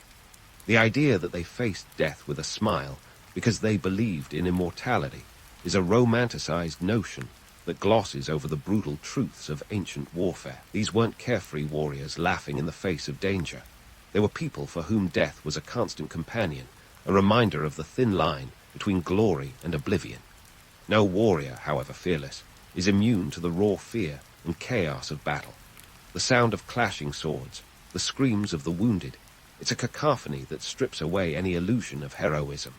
Yet, in the face of this grim reality, the Dacians found a way to imbue their actions with meaning, to see beyond the bloodshed to a higher purpose. It's a testament to the human capacity for resilience in the face of overwhelming odds. Of course, the practicalities of head hunting were as brutal as you might imagine.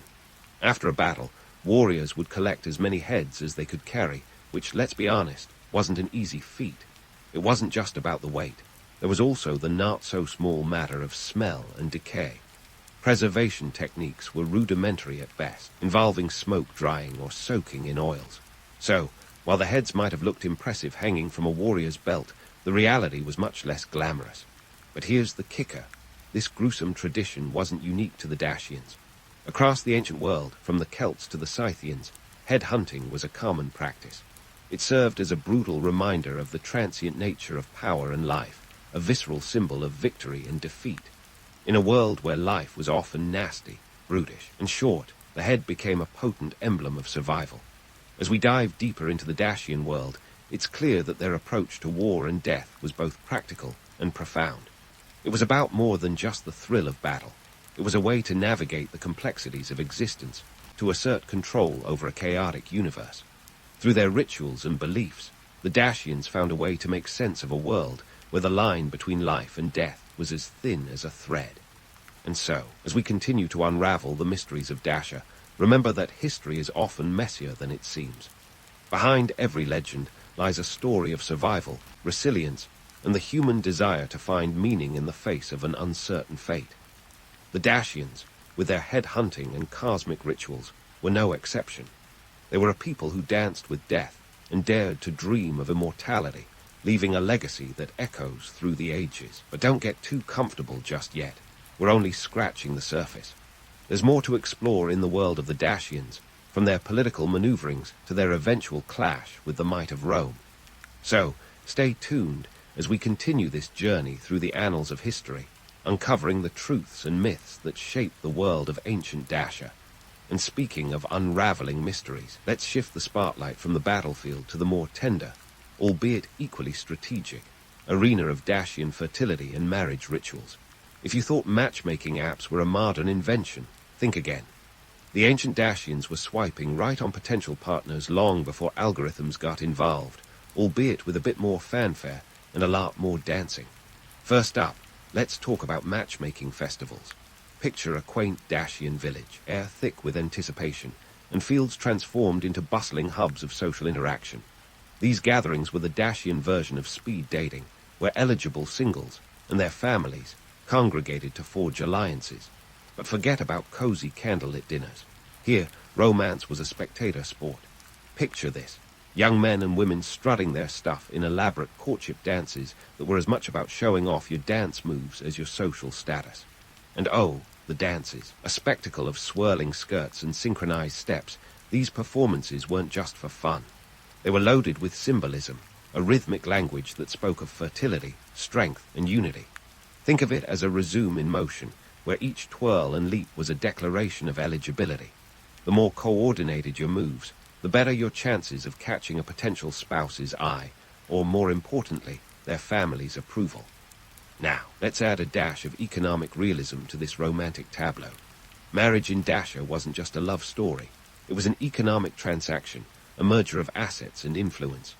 Enter the dowry, that age-old tradition where the bride's family sweetens the marital part with a generous offering. We're talking livestock, land, or even cold, hard currency, anything to ensure the couple's prosperity. In a society where survival often depended on the collective wealth of a household, dowries were a crucial part of the marital equation. But don't let the romantic notion of star-crossed lovers fool you. These unions were often less about passion and more about politics. Families negotiated alliances like modern-day mergers, looking to expand their influence and secure their lineage. In fact, the average Dacian marriage was likely a carefully orchestrated affair, with parents playing matchmakers and partners chosen for their strategic value rather than their ability to make one's heart flutter. Let's debunk the myth of free-spirited love in ancient Dacia. The idea that these marriages were purely the result of Cupid's arrow is more fantasy than fact. Sure, there might have been a whisper of romance, but it played second fiddle to more pragmatic concerns. Love was a luxury, not a necessity, and the stakes were far too high to leave such decisions to chance. Consider this: a well-negotiated marriage could mean the difference between thriving and barely surviving in a world where the next harvest was never guaranteed. In this context, marital alliances were a form of social security, a way to consolidate resources and strengthen ties between families. It's a far cry from the fairy tale, but then again, reality often is. Now, let's not dismiss the allure of these rituals. The idea of young lovers spinning under the stars, their futures intertwined like the vines of the Carpathians, is undeniably enchanting. But behind the romance lies a complex web of social and economic factors that shape these unions. The Dacians understood that marriage was more than a personal commitment. It was a communal contract, one that had implications for the entire tribe. Economics aside, these rituals also served to reinforce community bonds. Matchmaking festivals were a communal affair, bringing together villagers in celebration and ensuring the continuity of cultural traditions. They provided a space for social interaction, a chance to exchange news and reaffirm alliances. In a world where isolation could mean disaster, these gatherings were vital for maintaining the social fabric. But let's not sugarcoat it. For many Dacians, marriage was a duty, an obligation to family and tribe. The pressure to secure a favorable match could be immense, and the consequences of failure were often severe. In a society where honor and reputation were paramount, a misstep could have lasting repercussions. It's a reminder that while the dance of courtship may have been joyous, the stakes were anything but light-hearted. So, while the notion of romantic love dances in our heads, the truth is far more nuanced. The Dacians, like many ancient cultures, viewed marriage through a lens of practicality, a means of ensuring survival in a harsh and unpredictable world. It was a partnership in the truest sense of the word, a union of resources and responsibilities. As we continue to explore the world of the Dacians, remember that history is a tapestry woven with threads of myth and truth. Rituals of fertility and marriage offer a glimpse into the heart of a society that valued community and continuity above all. Through their dances and dowries, the Dacians navigated the complexities of love and life, leaving a legacy that challenges our perceptions and invites us to question the narratives we hold dear. And while we've unraveled some of the mysteries of Dacian marriage, there's still more to discover in this rich and enigmatic world. From the mystical to the mundane, the story of Dacia is one of resilience, ingenuity, and the timeless quest for connection. So, stay tuned as we delve deeper into the annals of history, uncovering the truths and tales that continue to shape our understanding of the past. As we continue to explore the world of the Dacians, we're moving into the final act of our historical drama, where the curtain falls on many of their ancient rituals. But don't get too teary-eyed just yet. This isn't just a story of decline. It's one of transformation, and dare I say, a bit of cultural alchemy. The Roman Empire, with all its pomp and circumstance, had a knack for absorbing cultures like a sponge on a kitchen counter. By AD 106, when Emperor Trajan finally added Dacia to his imperial collection, the Dacians were in for a cultural shake-up, the likes of which they'd never seen. Imagine the Romans strolling in, togas flapping, with a metaphorical bag full of guards, roads, and bureaucracy. It wasn't long before the Dacians' rituals began to adapt, like a chameleon trying to blend into a marble column. Let's take a peek at what happened to those head-hunting warriors. The Romans weren't exactly fans of the Dacian penchant for collecting noggins like some people collect stamps. Instead, they promoted gladiatorial games as a more civilized form of entertainment, because nothing says sophisticated like a good old-fashioned death match. The Dacians, ever the adaptable sort, took their warrior ethos into the arena. It wasn't the same as a battlefield, but it was an outlet for their martial prowess, a place where they could still earn glory, albeit with a bit more pageantry and slightly fewer heads. And what of those cosmic conversations and rituals aimed at controlling the weather? Well, they didn't vanish overnight. Instead, they found a new home within Roman religious practices. The Romans, who loved a good syncretism party, incorporated Dacian deities into their pantheon, especially those linked to nature and agriculture. The Dacians' knack for reading the stars didn't go unnoticed either.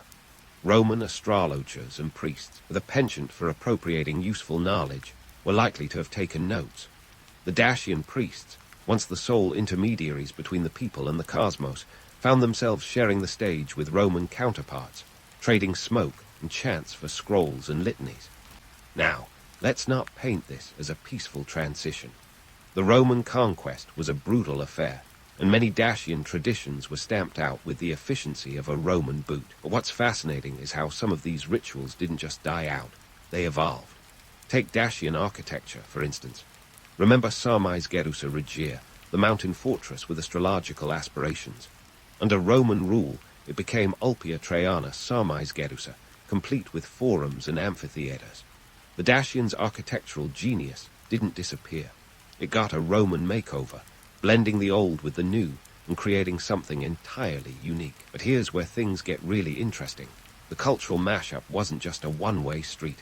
The Romans, for all their might, couldn't entirely erase the Dacian spirit.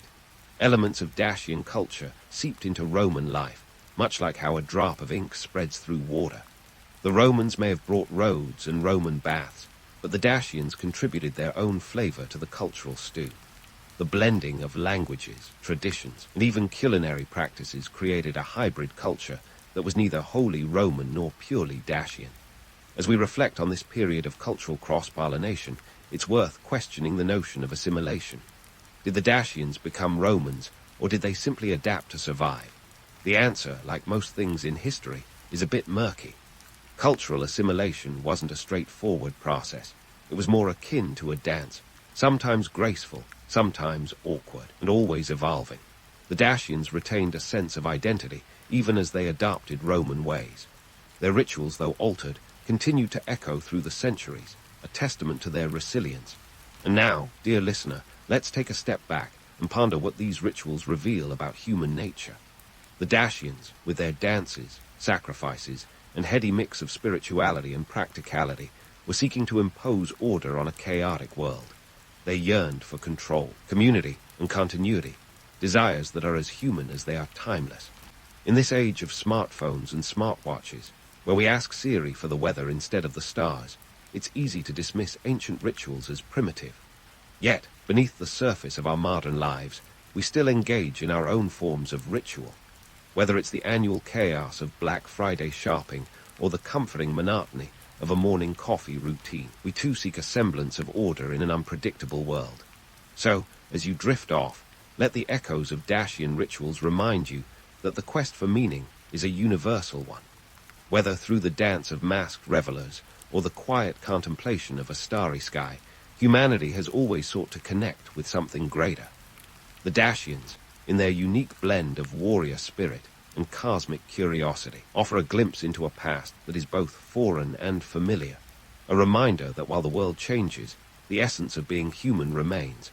As our journey through ancient Dacia comes to an end, let's remember that history is more than just a series of events. It's a tapestry woven with the threads of human experience. The Dacians, with their fierce hearts and indomitable spirit, have left a legacy that continues to challenge and inspire us. So, as you close your eyes and slip into the realm of dreams, carry with you the stories of a people who dared to dance with the cosmos and left footprints in the sands of time.